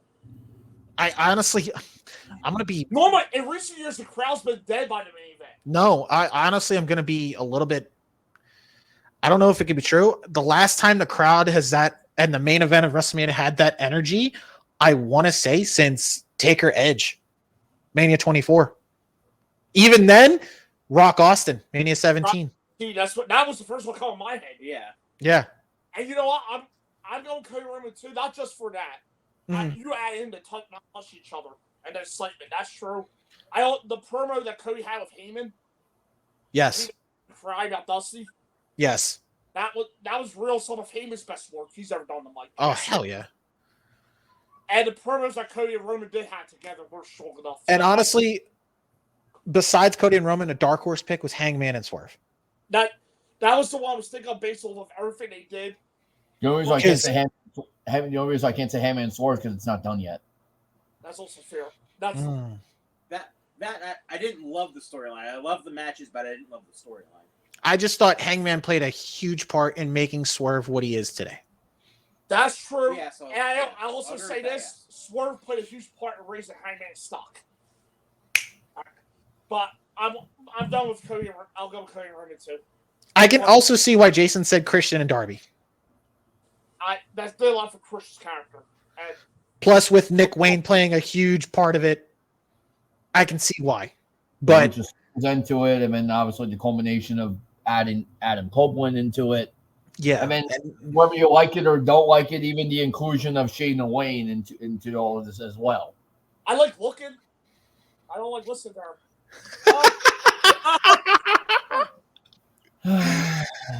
She has the charisma of a feather. So we're in the wrestling business. So that's why Buddy never used her. Oh man. I'll go Cody Roman up for me. I'm gonna go Cody Roman. You're going Cody Roman, Pat? Believe it or not, I'm actually gonna go Sammy KO and versus the Bloodline. Ooh, okay. The moments in that were great. Cody Roman, it was the biggest match of the year, but it was promos leading up to one match. We had a full story between KO and Sammy in the Bloodline. Because you also had the factor where Sammy and Kevin going to get along. And then they finally had the, okay, no, now hold on. Now you swayed me. That's actually the one I'm surprised you didn't pick. Yeah, hold on. Now I had to think about it. All the way to... You know what? No, I'm going to be biased as fuck because I did cry when Sammy and Kevin won, so I'm going to go Sammy and Kevin with the Bloodline being feud of the year. And yes, I'm a man. I fucking cry at wrestling, okay? I cried. I fucking cried my eyes out. And to me, between Cody Roman, the KO Sammy Bloodline, and Swerve and Hangman, all those feuds, the match just delivered too. Of course. That's what I'm saying. This category was very strong. Jay and Roman had a good story, but the match did deliver. The Tribal Combat fucked everything up. The Blackpool Combat Club and the Elite. I feel like their feud went on a little too long. That's why I'm holding back for me. Yeah. Because it officially ended at what? Blood and Guts? Yes. Darby, I liked the story more than... Christian Darby's the opposite of Hangman Swerve. I liked the story more than the matches. All right. Yeah. I mean, their best match was at Wrestle Dream, but... Yeah, and even that, I thought it was getting a little unnecessary with some of the bumps that Darby was taking for no reason. I mean, it's fucking Darby Allin. He either kills himself... It's still unnecessary. It's just what you're going to get. Right? Darby Allin is known for killing himself to get a good match. You know what? I can switch my vote to the tag title feud now. Okay, tag title feud. Because that is true. From January to... Cody and Roman was pretty much chamber on. Sammy... From January to even a little bit after Mania. Hell, you could say from late 22. Yeah. From War... Yeah. Hey, I want to say... Yeah. Onward. Yeah, the Bloodline... Yeah, so last year's War Games on. Because Sammy turned on KO. Yeah, Fair. Yeah, I'll go with the tag title in the WrestleMania Night 1 main event. Well, that is our feud of the year. Sami Zayn and Kevin Owens versus the Bloodline. Here we go. Something we've all been waiting for. The worst match of the year. Brock Lesnar and Bobby Lashley from Elimination Chamber. Ooh. Joe's favorite match. Chris Jericho and Adam Cole from Double or Nothing. Ooh. Samoa Joe versus Wardlow at Revolution. Ooh.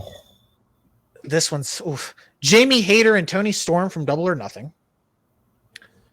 Tyrus and EC3 from NWA 75. Ronda Rousey and Shayna Baszler from SummerSlam. Ooh. And we talked about it earlier. Gable Steveson and Baron Corbin from Great American Bash. Cole and Jericho safe. I am going to go Ronda and Shayna. Be on Big Four. Yes. And the build-up that it had in that month. Which actually wasn't all that bad. No, the build-up was great. I thought the build-up was great. The build-up was the best Ronda we got in this run. And plus, it showed... Both runs. It honestly showed a very more vicious side of Shayna because she fucked up Ronda. Right. But, however, you should have never... It was billed as the biggest women's match on that card. You should have never made it an MMA rules match. You should have... Like, who fucking thought that was a good idea? It was probably the same person that thought Tribal Combat was a good idea. Triple H. You're disqualified from Booker of the Year. Cole and Jericho is safe from going on second or third. Shayna and Ronda sticks out more because of all the wonkiness of it. And I was there for it. That shit was fucking nauseating. Like... I'm going with Shayna and Ronda once I heard that. Yeah, no, I was there, and you literally could hear a pin drop. That's how quiet. Cole and Jericho to me wasn't like botchy or anything. It was boring. Brock and Bobby... It had no effect. They don't work well together. Samoa Joe and Wardlow, I thought that was a horrible match going into it. Like, Tyrus and EC3, I'm going to hold my comments. That could have been my pick if I cared about the NWA enough to watch the whole show. So, yeah, Ronda and Shayna for me. Yeah. I'm still going to go Cole and Jericho because it's just like you didn't learn your mistake when you're doing the same type of match you did 15 years ago with Adam Cole's idol and Shawn Michaels, and that match was bad. Mm-hmm. And you literally just do it again. Not even that. The build up to it was fucking horrible. I thought the build was fine. The inclusion the build up was horrible. Out of nowhere. That was the Outcast and Britt Baker, and then Adam Cole's hand was not handcuffed. It was terrible. Like, I don't know. I feel like with Adam Cole coming back that time, Jericho shouldn't have been his first feud. I'm sorry. I felt like the match was terrible, especially with the inclusion of Sabu doing his one spot. That's it. Wait, hold on. You forgot about the Sabu spot, huh? No, not even the spot. Why the fuck was Sabu there? There's no reason for him to even be there now. There was no reason. Well, one, it was Vegas. Apparently, he's from Vegas. Yeah. And two, it literally was just for the pop. It was literally just to do that one spot. Yeah. I'm with Jason. It's Cole and Jericho. Yeah. No, wait a minute. Yeah. Again, it's just like you literally had the same type of matches you had 15 years prior, and you didn't learn from your mistakes the first time. Okay. See, another one that. Now that's where I agree with you about this whole Jericho Vortex thing. Thank you. Like, I don't fully buy into it, but that's one where it's like, okay, there's some, it can have some founded, reasoning behind it. Yeah. The Sabu thing really threw me. I'm so confused by that. So you're now going Jericho Cole. Oh, absolutely. I hate that match. You're going Jericho Cole, Pat? Yeah, that's what I was going with. Okay, so Ronda and Shayna safe. Sandy Hook Ronda, you don't win all the Razzies. So we're going Jericho and Adam Cole is the worst match of 2023. Yeah. It has something good. I expected that to at least be an okay match. Terrible match. No, to be fair, I did have hopes going into it, and I was like, what the fuck? Yeah. A couple of good pull parts. Fumble around. We had a couple of good pull parts on Rampage and shit like that. But you know what I want to shout to? Saraya for not being nominated here. That's right. The matches were just there for Saraya. Okay. She wasn't terrible, so she was there. She was just there. It's terrible. There now. All right. So, worst match of the year is Chris Jericho and Adam Cole. Worst feud of the year. Okay. Chris Jericho and Adam Cole. Mm-hmm. The Outcast versus Britt Baker and Jamie Hayter. There she is. Here we go. Bully Ray versus Impact Management. No, come on. If you would have said Tommy Dreamer, you would have had me. But yeah, the Scott D'Amore stuff I thought was fine. The Scott D'Amore stuff was better than I mean, we could switch it versus Tommy Dreamer. Sure. Yeah, the Tommy Dreamer stuff was stupid because that's okay. because it's Tommy Dreamer anymore. Becky Lynch versus Trish. Remember, feud. The payoffs can be different with the matches, but we're talking about the story in itself, the feud. Bianca Belair and Asuka. Jade Cargill and Taya Valkyrie. I'm going to say Jade Cargill and Good Professional Wrestling. I'm going Outcast, Britt Baker, Jamie Hayter. Or since we just talked about it, Jericho and Adam Cole, because that for me, what it comes down to, Trish and Becky disappointed. When you hear those names, you don't get what you get. No. But their cage, I saved the fuck out of that. Yeah. Mm-hmm. Oh, yeah. Okay. Everything that the Outcast touched bomb. Actually, hold up. I'm leaning towards Bianca Asuka. Bianca Yeah, Asuka, both of those matches were not that good. Plus, I feel like they just don't have chemistry. They don't. The feud was hot garbage. I'm sorry. Those two matches exposed Bianca. Because Asuka tried to make a good worker out of Bianca and couldn't. No, because she's not a good worker. Yeah, you know what? I'm going Bianca Asuka. Yeah, I'll go with that. Yeah. Because I'm sorry, you know what? Yeah, oh well. I don't care. Believe it or not, this is I don't care if Bianca fans hate me for it. I'm telling the truth. And sometimes, folks, the truth hurts. Mm-hmm. Bianca Belair is just a more athletic Jade Cargill. Believe it or not, I'm going to pull Jason here like he did with Punk earlier. The Outcasts are not getting my vote because they weren't a major part of the shows that they were on, and I didn't expect much from that feud. Okay. Because I don't expect much from the AEW's women's division, unfortunately. Yeah, That is true. That is true. Yeah. So this is more of an expectation more for me. So that to me comes down to Becky, Trish, Bianca, Asuka, Jericho, and Cole. Becky and Trish get saved by the cage match for me. And I don't think their feud was as bad as it was disappointing for me. Yeah. Because nobody wanted to boo Trish. You expected more out of it, and it was just just when you see those two names, you expect it to be a great feud. Yeah. Like the Trish, the best promo Trish had was that first one when she first hurt. If you want to promo, yes. But if you want to think about it, it was more Becky feuding with Zoe than she was with Trish. Yeah, because Trish they were saving for the big match. Yeah. Which really kind of saves it because Becky and Zoe had some damn good matches together. They did. And for me, it comes out of Bianca and Asuka is what popped in mind because I don't remember the feud really all that much. Yeah. Number one, Bianca looked like the biggest idiot for getting misted like 4 different times before the fucking match. Yeah. For me, it comes down to Cole and Jericho and Bianca and Asuka disappointing me more. I think what also kills the feud with Bianca and Asuka is that Asuka should have won at Mania. Yeah, And that's where I was leaning towards close to the Kana character. The Kana character. Cole and Jericho, I'm not as high as Jericho in the ring in 2023. So I wasn't expecting greatness. I was expecting something decent. Well, their match at Double or Nothing sucked, but their tag match kind of made up for it. It was a week later, yeah. It kind of made up for it. And realistically, let's be honest, pile on Jericho, that's really the only bad thing he had this year. The Ricky Stark stuff in the beginning of the year was fine. The Ospreay feud.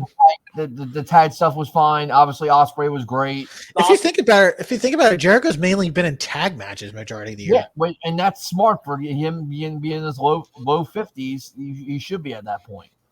Like at a Sting level right now. Yeah. And then him and Omega against the Bucks was perfectly fine in full gear. So it's like he's had pretty all right matches, all considered up and down a year, and that was the only miss. And another reason I can't believe I'm saying this, I'm going with Bianca Asuka, is because there was no feud. There was before we go into that match. It was just Asuka going for the title. Asuka and Bianca. And again, and the stupidity on their part is in terms of not putting that belt on Asuka at WrestleMania instead of waiting. They just did it just so Bianca could break the record. Right. Yeah, and Asuka was the one that was willing to put her over. I'll lean towards Bianca and Asuka there. Pat, were you going the same way? I wasn't originally, but you guys talked me into it. Yeah. Fair. All right, so Bianca and Asuka is our worst feud of the year. Here we go. A category that Jason recommended me put, male wrestler to look out for in 2024. I separated male and female, so we're going to start with the male. Number 1, Jay Malachi. Okay. 2, Brogan Finley. 3, JD McDonough. 4, Nick Wayne. 5, Alan Angels.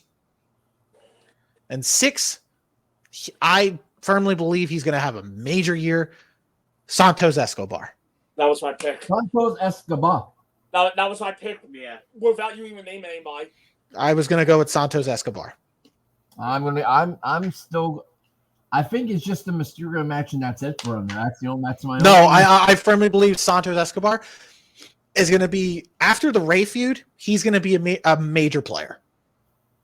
See, I'm not so sure about that. I would like to be wrong, but I'm not so sure about that. Either that, or I'm looking out for JD McDonough. I have less of an outlook. I feel like he's going to have a breakout year. In my opinion, I'm gonna go Nick Wayne. Nick Wayne. I'm gonna go Nick Wayne. One thing that I was hoping you would say Santos was because I have no life. Last night when I got home, I did just for the SmackDown recap show on for the best self, and they gave Santos a lot of time on there for like recapping everything he's been. Fair. I mean, it's definitely fair. Plus, with the resurgence of Legado. They had like some new stuff on there, like new footage. Well, yeah, well, Garza and Carrillo are now with Santos. Yeah. And Santos was who I was thinking when I see this award. Yeah. So I'm going with him, whether it works out or not, whatever. But he was the one in my head. So I'm gonna toss out 5 names that I think are breakout guys that are not on this list. Okay. I vote that Brogan Finley one. If they put him in NXT, you match him up with Charlie Dempsey because I've called a couple of his matches. He is damn fucking yes, and I've seen him work. He's damn fucking good. Yeah, Jay Malachi is a name to look out for too. Yeah, he's a good flyer. He's a good flyer. He's going to be a big name in NXT once he gets there. Yes, both of them will be. I thought they were even the breakout tournament for them, honestly. Yes, because I don't know. I'll say this: I like that Riley Osborne kid. I'm not so high on that Obafemi, the other one that's in the finals. Oh, Obafemi's a fucking beast. Are you kidding me? But I like a little bit more Riley Osborne now. Look, I'm a Lex offender, so. I fought for saying that, please. I hope. No, don't blame me. Don't blame. News of today. Maybe we want to get rid of that name, please. No, wait. Yeah. Wait, Joe. Yeah. Joe, you can't fire me for that. That's actually a thing going on Twitter. Oh, I know. Yeah, I know. And it was pretty good. It makes it worse for somebody who knows sense. I don't give a fuck about Joe Exotic in NXT, okay? Joe Exotic. Okay. Joe Exotic. Yeah, I'm not open person either. But continue, Jason, please. Oh God. Just before World's Night comes on. Yeah, we're Leon Slater. Yes. He's signed from TNA. He is incredible. He's an incredible UK high flyer. I was gonna say he's the UK guy, right? Yeah. Yes. There's another UK guy. It's going to get signed by somebody by the end of next year. Michael Oku. Okay. Very similar to Leon Slater. He's a little bit bigger size, bigger build. I think I've seen a couple of his matches, yeah. Wrestling Ospreay in Ospreay's last independent match at Rev Pro in February. Oh, okay. Now I know what you're talking about. Okay. Yes. He's going to be a big deal. What about Colby Carino? I would love to say Colby gets signed by the end of the year, but I don't know.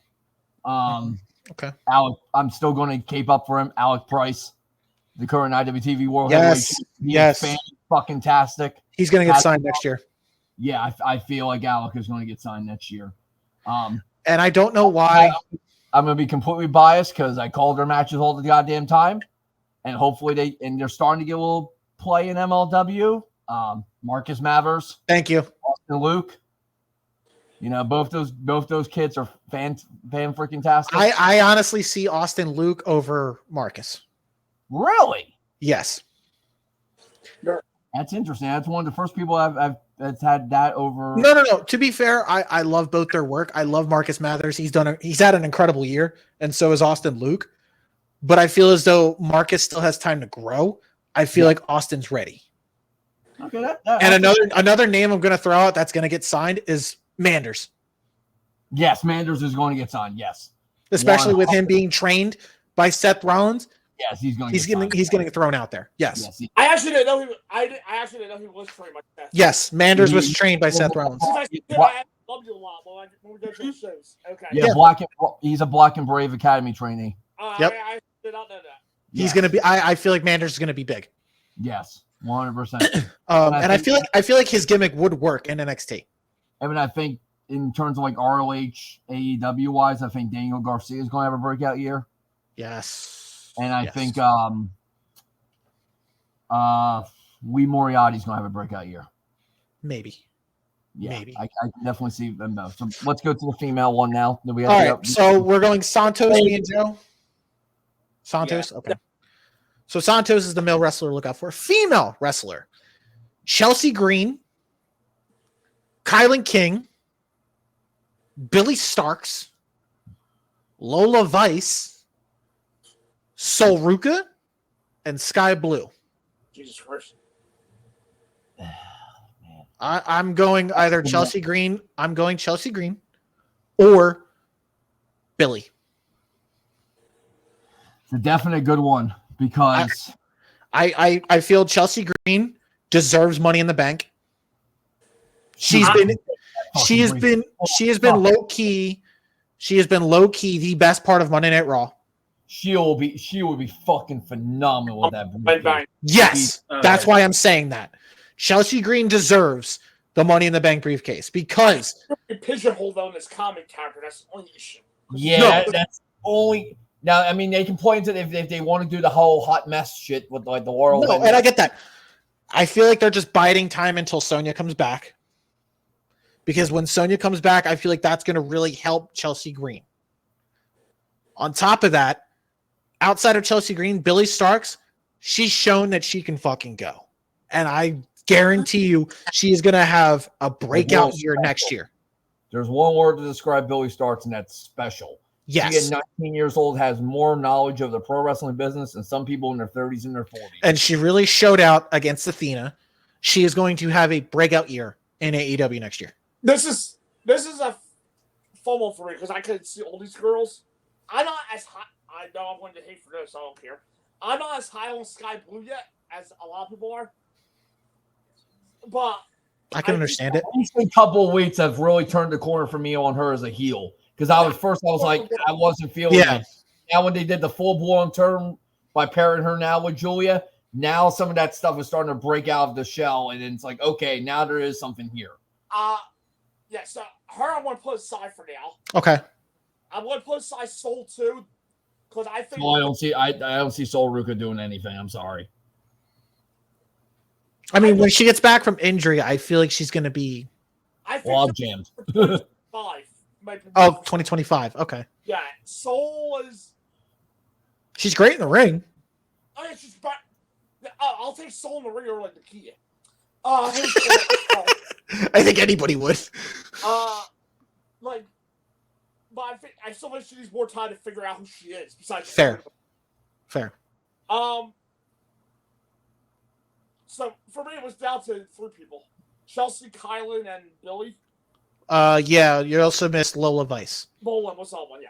Lola, I still got to see more of. Okay, so down to Chelsea, Kylan, and Billy. Yeah, Lola, I will say, I do think she has a lot of upside out. Most of the NXT girls I don't get a lot of time now. She just needs to break apart from Electric Lopez. Which you can tell yeah. And yes. She needs to way set herself apart more because, again, she's part of that log jam. Yeah. So she's really got to set herself apart. Behind her because have you guys seen that Triple H quote going around? What? He had an interview backstage, and someone asked him, "Who would you like to see in modern day DX?" Yes, in modern day DX for the modern roster. He said Trick Williams and Lola Vice. I think they need to capitalize on Lola. No. Definitely has something for sure. No, she has something there, especially if she won breakout tournament. She needs to break out. I think she has those upside out of all the women that are below, like the main girls. Okay. Mm-hmm. Like I feel like the next crop, the next crop that other than all the people that they've built up, not counting your Roxannes and your Tiffany's and like that, like below them. Yeah, I think she has more upside than Fallon. I think she has more upside than Tatum Paxley. Than some of the new girls they had in that breakout tournament. Yeah, for sure. So I think she's going to break out on NXT this year, but I don't know if she's going to break out huge yet either. Yeah. So I'm she'll get her title opportunity because she's owed it, but So you're down to Chelsea, Kylan, and Billy. Billy, I want to say there's one thing because I see her enough live too. Mm-hmm. Good. Is once she goes to AEW. That's the test. Yeah. It's the women's roster. Because she has something. I just don't know if it's going to be showcased fully. What? I mean, you can say that about any of them. But that's honestly, it's really up to Tony Khan to showcase Billy. That's really it. Other than that, I'm going to go opposite route because I think Chelsea's going to be too over in this role for them to change it. Okay. I think Kylan's going to be a big deal for the Knockouts. Yes. Yeah. I'm done with Kylan. Okay. For the little bit I've watched the NWA since post-pandemic, Kyla's one of the few people I stood out to when she was in the NWA, but I was glad she got signed to a better company, Impact. She's a big one. I'm like, why the fuck did AEW? And obviously, we know. I have no idea. Why did AEW pass on her? Like, what the fuck? She was on Dynamite. She did good. Mm-hmm. Like, she's literally in Anthony. You would know more than you would understand this based on the history. She literally is a carbon copy and especially she's shown that a little bit as a heel of Nicole Matthews. Ooh. And I did not even think of that until you said it. Oh. There's the look, the size, Okay. ring ability, the promo. I see it. I see it. Nicole Matthews. I see it. For me too, Kylan's unique look was standing out. But not only that, she has a very underrated master show, Tourney. Yes. Yeah, one of the Impact Plus app pay-per-views, yeah. Okay, you swayed me there. I think I'm gonna go with Kylan. I feel like with Deanna going, that's gonna open up a spot. And Masha and Killer Kelly being baby faces, who two other girls are really high on too, by the way. Yes. I feel like Kylan could easily slide into that top heel. Also, with like Mickey technically being out the door. Yeah. So Yeah. Okay. I'm going Kylan. Pat, you're in agreement? Definitely good pick. Yeah. When you were going through them, I was wondering, like, okay, Kylan. And that was the name that did stick out to me. Okay. Fair. I do want to shout Chelsea. I do want to shout Chelsea though for what she's the best rehire Triple H had. Oh, for sure. Of the Her and then Bronson Reed, in my opinion. Yeah. And with me, as always, want to throw out some names from the independent wrestling world that I think will break out and have the potential to get signed this year. I think they've already been signed, both of them by MLW, but Becca. Yeah, she's there. Yeah, she's fantastic. She has that character locked down to a T. Yeah. Has the promos, can be both sides. There's good in the ring. Yeah. Zeta Steele. She's there too. Yeah, she's a really good. She's a good. Stoogey heel. I'm gonna say this because I enjoy her work. I think Sawyer Wreck's gonna be a big deal. Like I feel like she's gonna be a big deal going into next year. You may not think she's ready or not. I just don't. I think the problem is, and this is something I see like with my in my company and all that, is sometimes people they pigeonhole themselves too much in one style, that people don't think that they can do the other style. And I think that's where the danger with her is they see her so much in the deathmatch thing that they don't think she can do anything else. Oh, trust me, I thought the same thing with Maki Ito. Right. There is somebody I do want to point out though from the I'll put it out there. My best friend, I think I've said this to him to his face. He needs to stop doing nothing but death matches if people think he can only do death matches. Who? Stretch. Okay. What were you saying, Jeff? I'll know a woman. She's been around for a few years now, and I have no idea why she's not signed. But every time I see her, she's impressed me for independence. Trisha Dorter. I've never gone. I'll be honest. I've never gotten it with Trisha Dorter. I mean, I do stuff with her, but I've never really gotten it. I forget who it was with, but one MLW shows. I think once she had to stand out match on a show. There's two other names I want to mention. Go ahead. One, Shannon Levangie. Okay. Yeah, she's done a lot in the northeast New England area, and has shown recently being able to be both sides of the coin. Okay. And then maybe a little biased because it's my company, but Kennedy Copeland. Oh no, I see Kennedy being a big deal. Yeah, I just feel like the big thing with her is once she gets that confidence in herself that she can do big things. I was going to say that. That's the missing piece of the puzzle. Yeah. Okay. Fair. All right. 2 more categories left. Let's knock it out. Oh, we're on time because the show starts at 6:30. Yeah. Worst promotion of the year. Okay, well, this is easy one.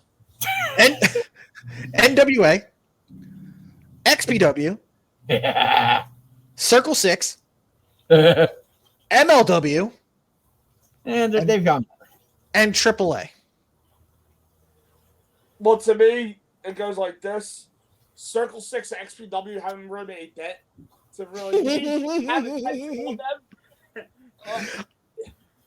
I'm going with NWA because they fucked up that TV deal. I'm going to be honest here. I've never even heard of Circle 6 before. Oh. But in this case, it's actually going to help them because I've never heard of them before, so I don't know how bad they actually are. Well, certainly run by Agus Kogar. Going to a lot of MLW shows, I can tell you, their issue is they have no idea how to sell their TV tapings right. Because I will say this, there is talent in MLW. Oh, yeah. They have the best talent argument of this group of people, besides because they're the major Mexican. But the issue is, they, all right, for instance, the last show, I believe it was Alex Kane versus, no, it was Alex Harmson. It doesn't matter. Alex Kane. By the way, Alex Kane, that's a good one to mention for Breakout, too, by the way. Yeah. Alex Kane versus Tom Lawler at the last Philly show Mm-hmm. on their pay-per-view. But their pay-per-view starts at 8 on Fight. Understandable. Well, you don't have to tape 5 million fusions afterwards. Yeah, that's a big problem for them. Because they do too much. Alex Kane and Tom Lawler had a hot match. No lie, this wasn't that show, but in the summer they had a show. The show where Alex Kane beat Alex Harrison. Yeah.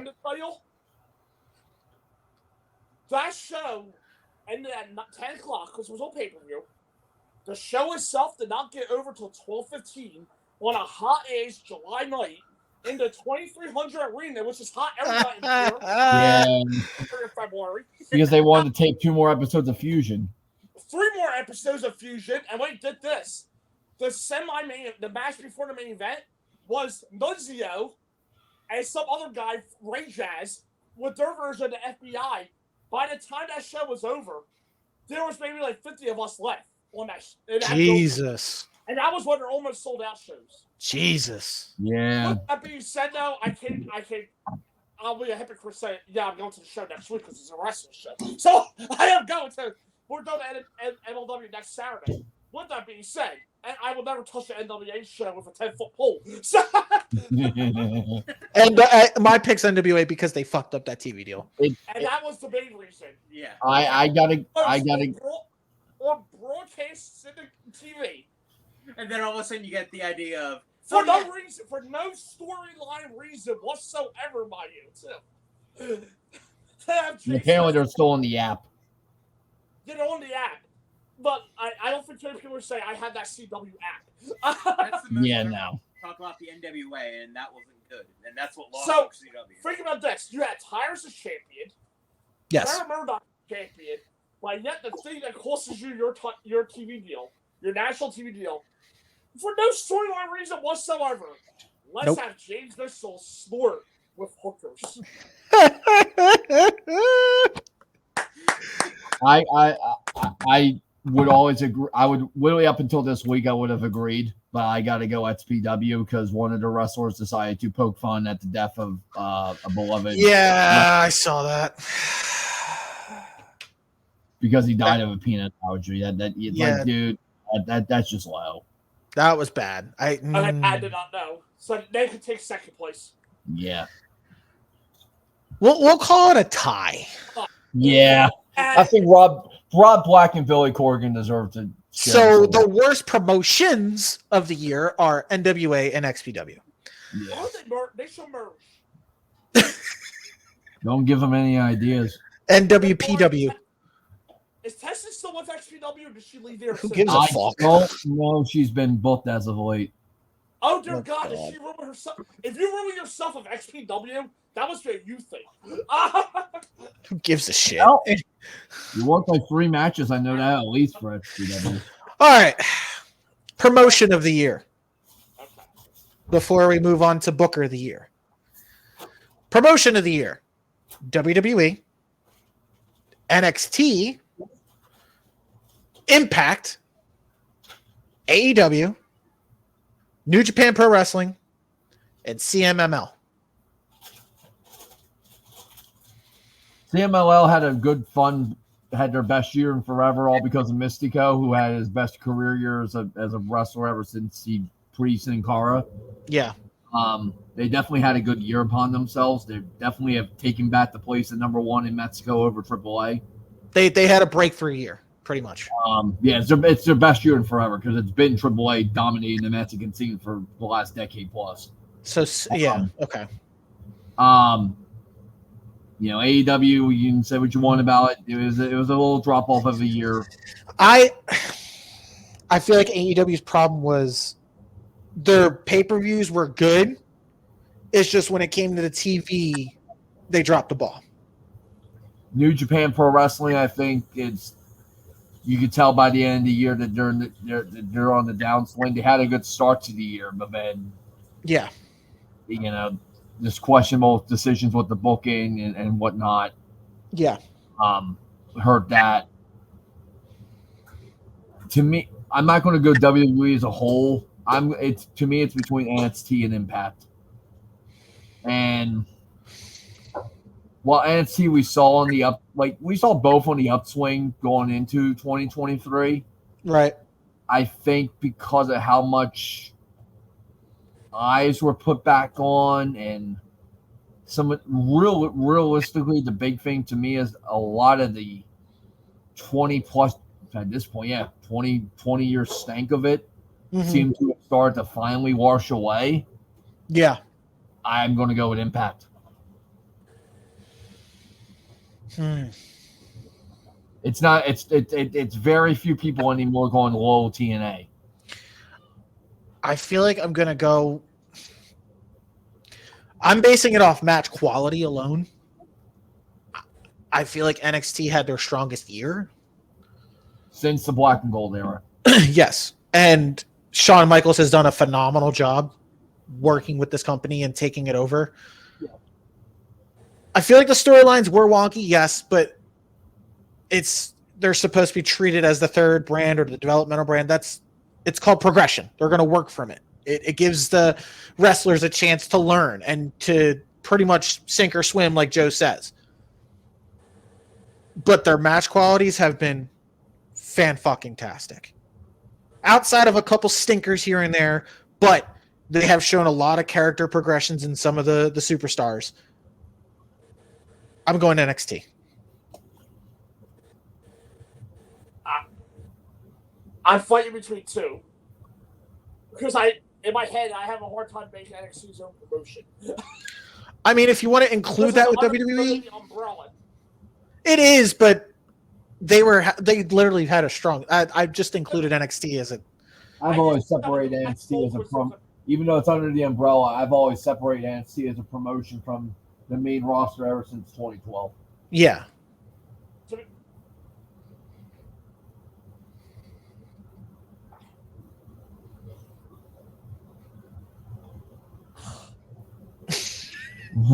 Yeah, because I'm narrowing down my head between the last two. Which is what, NXT and Impact? WWE Impact. Oh, okay. That's what I consider NXT's with WWE. That's why. Okay, fair enough. I'm actually going to go with I did the job separating the two this year. Good for you, because I can't. You play by the rules. But I will say they are symbiotic. No, they are. Okay. NXT is greatly dependent on WWE. WWE is greatly dependent on NXT. Right. And maybe why this is weird. Maybe why I'm having a hard time doing this year is because there's been so much main roster inclusion. And yeah, that's fair. That the call-ups, like I said earlier, as a compliment. The company, Triple H and Shawn Michaels has not made a good job making the company feel as one. Right. Whereas NXT Black and Gold felt like something completely different than what well, that's because of Vince. Right. Like, I think I'm saying that as a compliment that I include NXT under WWE because it feels like everything at least gels together well. Okay, fair. Here's a cool analogy for you. WWE is Peter Parker, NXT is Miles Morales. Boom. Yeah. That's fair, yeah. So that's why I'm thinking like that. So sorry. I'm actually gonna go with the main roster of WWE here. All right. And honestly, the proof's kind of in the pudding, as their metrics have gone up just about everywhere. That is true. They're constantly being talked about. They held on to their Vince McMahon's gone bump. even while he came back for a couple months. I thought the matches have also been pretty good there. I think the creative has been solid. Yes, there's been weak parts, but I mean, overall, I don't necessarily hate myself watching a Raw and SmackDown every week. I think the one time I hated watching Raw this year was Raw after Mania. Yes, because we knew Vince was back. And you could tell it point blank that he was back. Yes. That was garbage.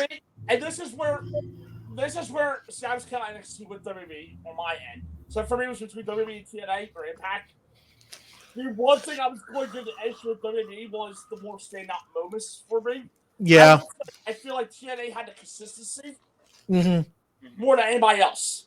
Yeah. And I'll get into that more in Booker of the Year. Okay. Because I'm going to do that by elimination because I might surprise some people. There's only 4 names for Booker of the Year. So yeah, we know who the 4 are. Yep. Yeah, for me, you already know who everybody's going to have in 4th place. Too. I've included NXT with WWE because I feel like the synergy's there. So I'm just going with WWE's only. So, can I give worst Booker of the Year to Gato? I thought about it. Okay, so I guess WWE. I'm sorry. I'll tell you right straight right now. Gato should be removed from his Booker position long before Tony Khan should be. Well, I had him in Booker of the Year, but then he got dropped immediately. Yeah, he's. I guess WWE. He should be. Yeah, I'm sorry, Joe. Yes, WWE wins promotion of the year. You know what? Give it to NXT too because I include NXT in that. So technically, WWE NXT tie for best promotion. Either way, in the WWE umbrella, they win promotion of the year. I'm actually complimenting NXT there because there's synergy with the main roster. That's why I don't do that. I think. Okay, fair. So let's move on to the final category and get out of here. Booker of the Year. The one award we do not touch is Booker of the Year on our staff. Well, I'm touching it here. Right. Booker of the Year. Triple H. My opinions, people. Triple H. You know who the or Paul Levesque. What happened? We all reloaded. Did they go? Jason? I'm here. All right. Yeah, on the stream. Whoa. Did their iPad die? No. Oh, you were buffering. Oh, no, because you completely went off my screen. That's why I was wondering where you were at. You two went off our screen. Oh, dick wipe. All right. Booker of the Year. Let's go. Paul Levesque, Tony Khan, Scott D'Amore, and Shawn Michaels. Okay. I'm going Shawn. So I'm going to make sure to give the person its proper due. For Impact, you have to realistically actually do Scott D'Amore / Robert Evans.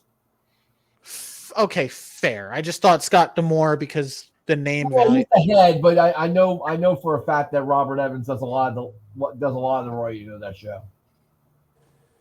Okay. I'm gonna go Shawn Michaels. I don't know, by the way, Robert Evans is the former Archibald Peck. Yeah. But yeah, I'm gonna go Shawn Michaels mainly because with him, I've seen a lot of character progression in some of these wrestlers. He's also booked fantastic matches.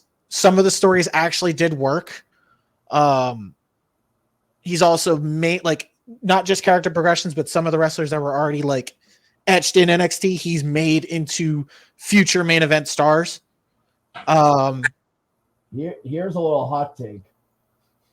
Did we go back to that symbiotic thing we mentioned in the last thing with promotion of the year? Yeah. I think Shawn Michaels has done a better job at booking NXT to be symbiotic to the main roster than Triple H ever did during the Black and Gold era. It's not a hot take with me. I agree with it. I agree with that. Okay. Triple H was literally booking NXT to be opposite on purpose. To be in battle with Vince McMahon. Triple H and Vince were in battle. Triple H and Shawn Michaels are. They're in symbiotic, harmony. Yeah. So, plus I thought Shawn Michaels did a fantastic job when WWE was sending their bigger stars down there, and he was utilizing them in a great way. He worked them all in seamlessly. They all made sense. Yeah. I'm going to go with Shawn Michaels. I'm going to go with old cross-eyed Michael. Hey, that's 2 for Shawn. Well, I'll do mine as a process of elimination. His left eye and his right eye?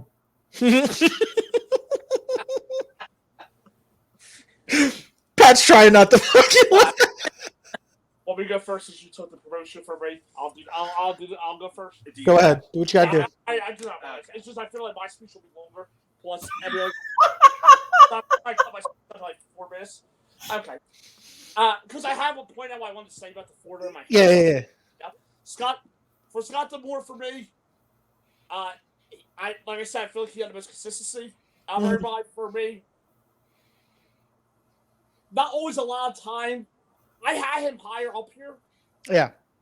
The one thing, which is ironic, because I'm excited for TNA coming back, is also the one thing I want to say. I kind of don't understand what they were doing. I understand you want to give the wrestlers a year off, but you had all this hype come off of Bound for Glory. There's been barely any new material going into Mark Bill, the return of TNA.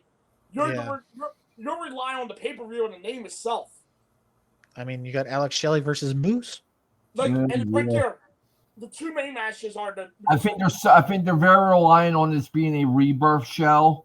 And showcasing a bunch of new names and a bunch of new signings and shit like that. I think, and then bringing back some legends and I think that's what I think that's why they wanted to just write the final chapter of Impact before they went back to TNA. So that's why there isn't that much stuff in between the announcement and the show. Okay. But the only thing that sucks for me is for them, because I'm looking forward to the TNA. Right.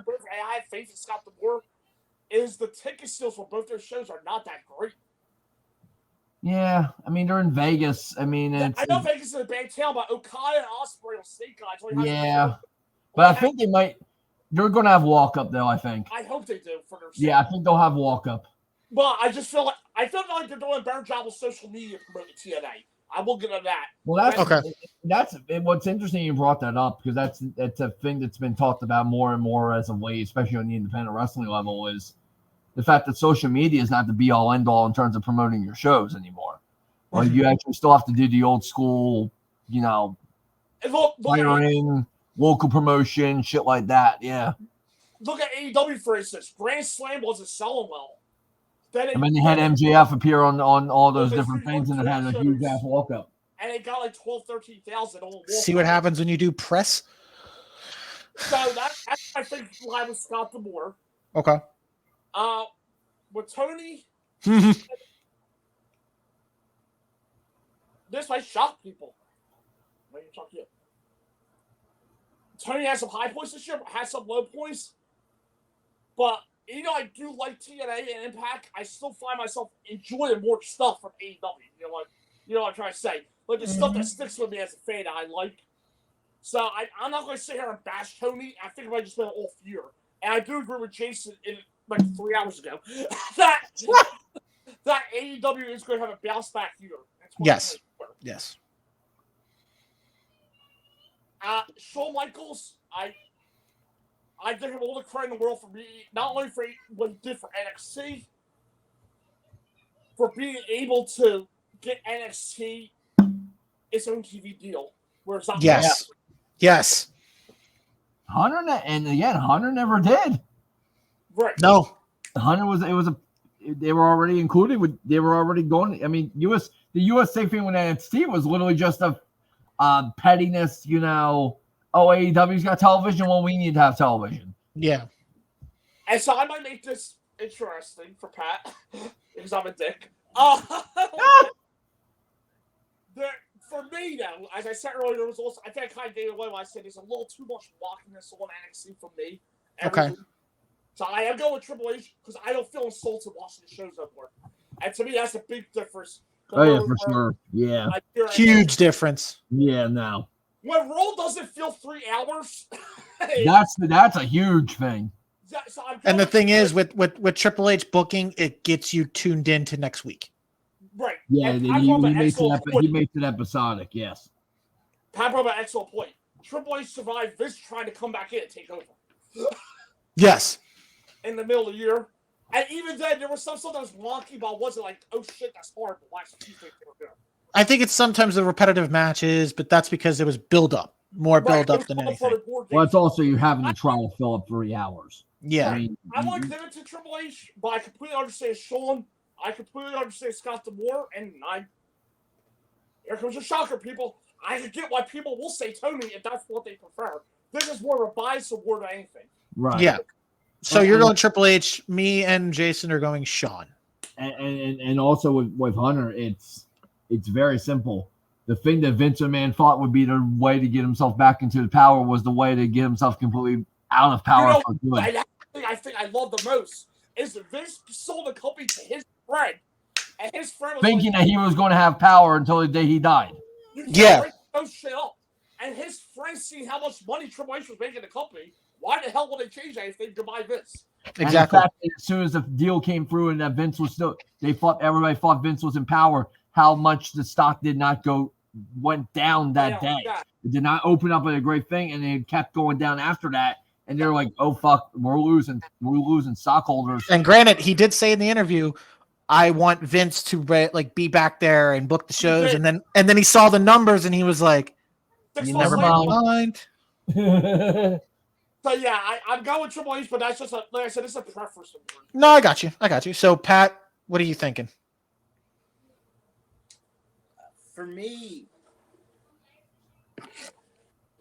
I think Joe's right in saying that all four of them do have a really good shot and really good reasons behind all of them. Right. Tony, I may not agree with all of his decisions and how his show comes off. Uh-huh. But I will say that he usually does try to stick to at least good wrestling on his shows. Yeah. See, people, this is a gimmick. I do like Tony. That's the thing.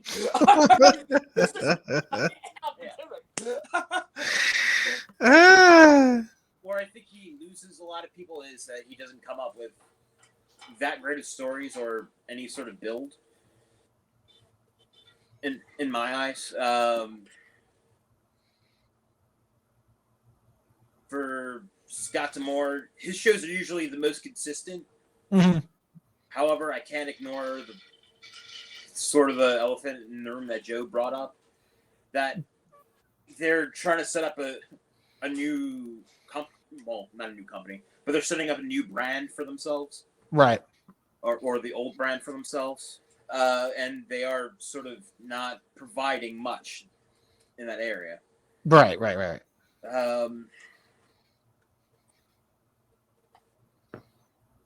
Shawn, overall, he's done a great job in building up a lot of stars on his show. Yeah. Over the last couple of years. But he does have those wonky moments, and I even brought up earlier that sometimes there's a great match. I'm going to say it was for some reason, Tyler Bate and Butch come to mind. But the Heritage Cup. The Heritage Cup match. The tournament. Yeah. And that, as an example, that ended up being 5 minutes. Yeah. When I've seen them go a classic 30 minutes. Can you? It's one of my favorite matches of all time in Chicago. Yeah. Let them do something. Yeah. It's a tournament match. But in a lot of ways, he adds a lot of segments in that there, and which I get. You have a lot of characters. You have to. Yeah, somebody counted a couple of times. There was 30 to 35 segments on a 2-hour show. Yeah, him and Tony had the same issue. For him, I'm going to use a Jim Cornette line here about Vince Russo. God bless me, but for him, it's the pencil can't be denied. Yeah. But it just feels like he has to write those segments to show off that he can write those segments. Right. And those god-awful woman's promos. Oh, yeah. The backstage segments where everyone's sitting around the corner and then two people walk in, have an argument, and walk out, and the rest of the women just sit there and look. Yeah. Or if there's one woman in the ring, her next challenger's going to come in. Oh, look at this. Another challenger's coming in. And just play that nice carousel. I called it the musical backstage. But I feel like what really, that's the part where it gets wonky, but I feel like what really complements it and a big pro out of it is the match qualities. I understand, I don't know. I don't know. I've just been very adamant with For me, it was the identity crisis thing. What I'm saying. Yeah. They're one or the other. It's a very simple thing. If you're not a fan of how the new generation era of television was done, then you're not going to be a fan of how Sean books his That's what it comes television. down to. Yeah, you're right. You're right. That's So Triple H, I'm not gonna lie, he had a good bit of missteps. Oh, yeah, he's not been perfect. I mean, Tribal Combat. Hello. Yeah, he's not been perfect. None of them are perfect. Ronda's MMA match. Yeah, no. Yeah. I'm just gonna say Ronda's run. Yeah, yeah. The flip flop with the women's tag titles, they haven't been great. Yeah. I mean, to be fair, they shouldn't be there anyway. Yeah, but I also do feel he did provide the big moments when needed. I felt like he had the highest highs. Yeah. Yes. So are we putting this another tie? Yeah, I have to go. New Generation X rules all. And if you're not down with that, whatever. I think I do have to agree with you here. If you're not down with that, we have 2 words for you. Fuck off. So Triple H and Shawn win Bookers of the Year. I was right. Promotion of the year, WWE. Where's their synergy? I was right. So yes, Triple H and Shawn win Bookers of the Year. That does it for our first ever award show. Minus all the Logic. Logic, folks. Word of the day, Logic. Minus the technical difficulties, it was a pretty good show. There always will be technical difficulties. There was really one moment like I thought, like, oh, could this be that person? Oh, well, this is why. Oh no, well, what about this person and doing that? And well, I'm glad we had great discussions. I iterated the stuff Joe said about 5 minutes before, but I eventually. Well, that's okay. I eventually got to a place in my mind. That's okay. We're not messing up old 0 out. We're just a recap video. So yeah, I know. I'm like, I have it up on like. Yeah. I'm having it up. I just don't have the volume up. Yeah, it's just on Joe. Who gives a fuck? Anyway, so yes, that was a great award show, first ever. I'm glad we got it done. Great discussions to come out of it. Again, Pat, 4 guys talking about wrestling. I'm okay with the award winners. Perfectly fine with them. I'm sure you guys are too. Oh yeah, I was proven right in the end at WWE. Stay tuned as we break into 2024. And this is something I wanted to break into first. Jason, it's all on you to get this list done. Yes. The greatest TNA Impact matches of all time. We're going to be doing a redo from before. And yeah, I really want to redo that one. So Jason, send me that list whenever it's good and ready. By the way, breaking news, everybody. Keith Lee is wrestling Swerve tonight. Wait, what? Keith Lee is not wrestling Swerve tonight. Get the fuck out of here. Keith Lee has not been cleared by doctors. He has an injury. In our prediction video, I swear to God, I said when we were talking about this match, I want to do this match first, just in case it gets pulled. That's what I said. It's gonna be Dustin. But here, good news. Good news. In his place will be Dustin Rhodes. Oh. Okay. So, Joe, go back to your point. My point was, I said in our prediction video, because we did the 0 hour matches first. Then I said the first match I'm going to do on main card, just in case Tony gets murdered for no reason. I swear to keep playing. Well, anyway, I'm still thinking that's going to open the show as Swerve and Dustin. So my bad. I did not mean what happened to you. It'll be a better match. Back to what a Revolution Swerve versus Keith Lee. Yeah, it's probably going to happen. But anyway, the old TNA bracket, the winner of that match the bracket was Motor City Machine Guns against Beer Money. For that best of 7 series? The tag match, yeah. That won that bracket, but I would love to redo it and have Jason's input with his list because he did break down a lot of eras from Impact that we can literally touch up on. So, plus I feel like I might have left some stuff out, knowing me.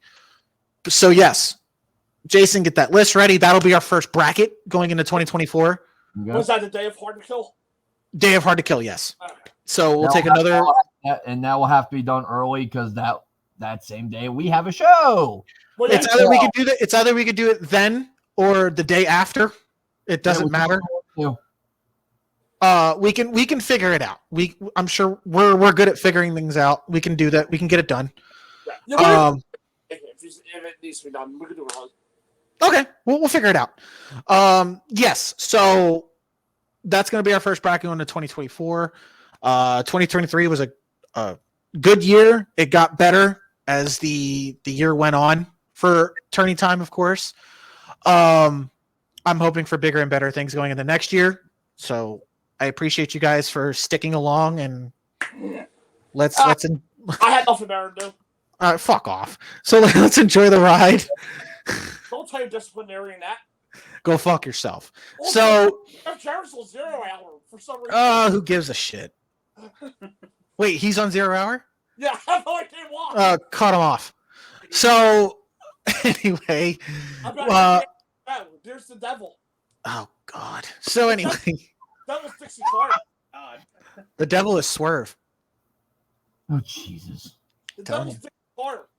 Dixie Carter. No, it's Billy Corgan. Like No.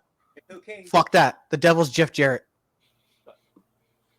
Hey, I'm down for Jeff Jarrett versus Samoa Joe. God. Anyway, Or MJF. let's knock it home. Let's get out of here. We appreciate you guys watching and listening to this episode of Tourney Time Podcast. Be sure to check out Joe and Pat Wrestling in Mom's Basement. Follow them on Instagram and X. Subscribe to them on YouTube. Long videos come on Monday. Yes. Check out Jason Rowland. H2O Wrestling. He's got a big year ahead of him. Check him out. Follow him on Instagram and X. Do not stalk his Facebook. And also check us out, Tourney Time Podcast. We're on all streaming platforms. Be sure to like and subscribe to us on YouTube. Get that count up. We can use it. And we appreciate you guys tuning into this long-winded episode, probably our longest ever. So it probably is. Probably because of the technical difficulties, but go fuck myself for that. 2 hours we spent on questions and predictions as well. Yeah, honestly, we could have killed an hour if it wasn't for the technical difficulties. We talk a lot. We're worried. Whatever. We're East Coasters. We talk a lot. So, yes. Texas, sir? I live in Texas. Go fuck yourself. Yeah. You can't take the Philly boy out of me. That's cool.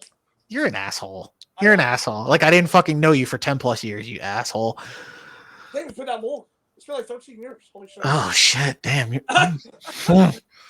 Because it was the Rio's Rumble, right? Yeah. It'll be 13 years. Yep. Damn. Jeez. Damn. And I'm turning 30. Fuck. Anyway.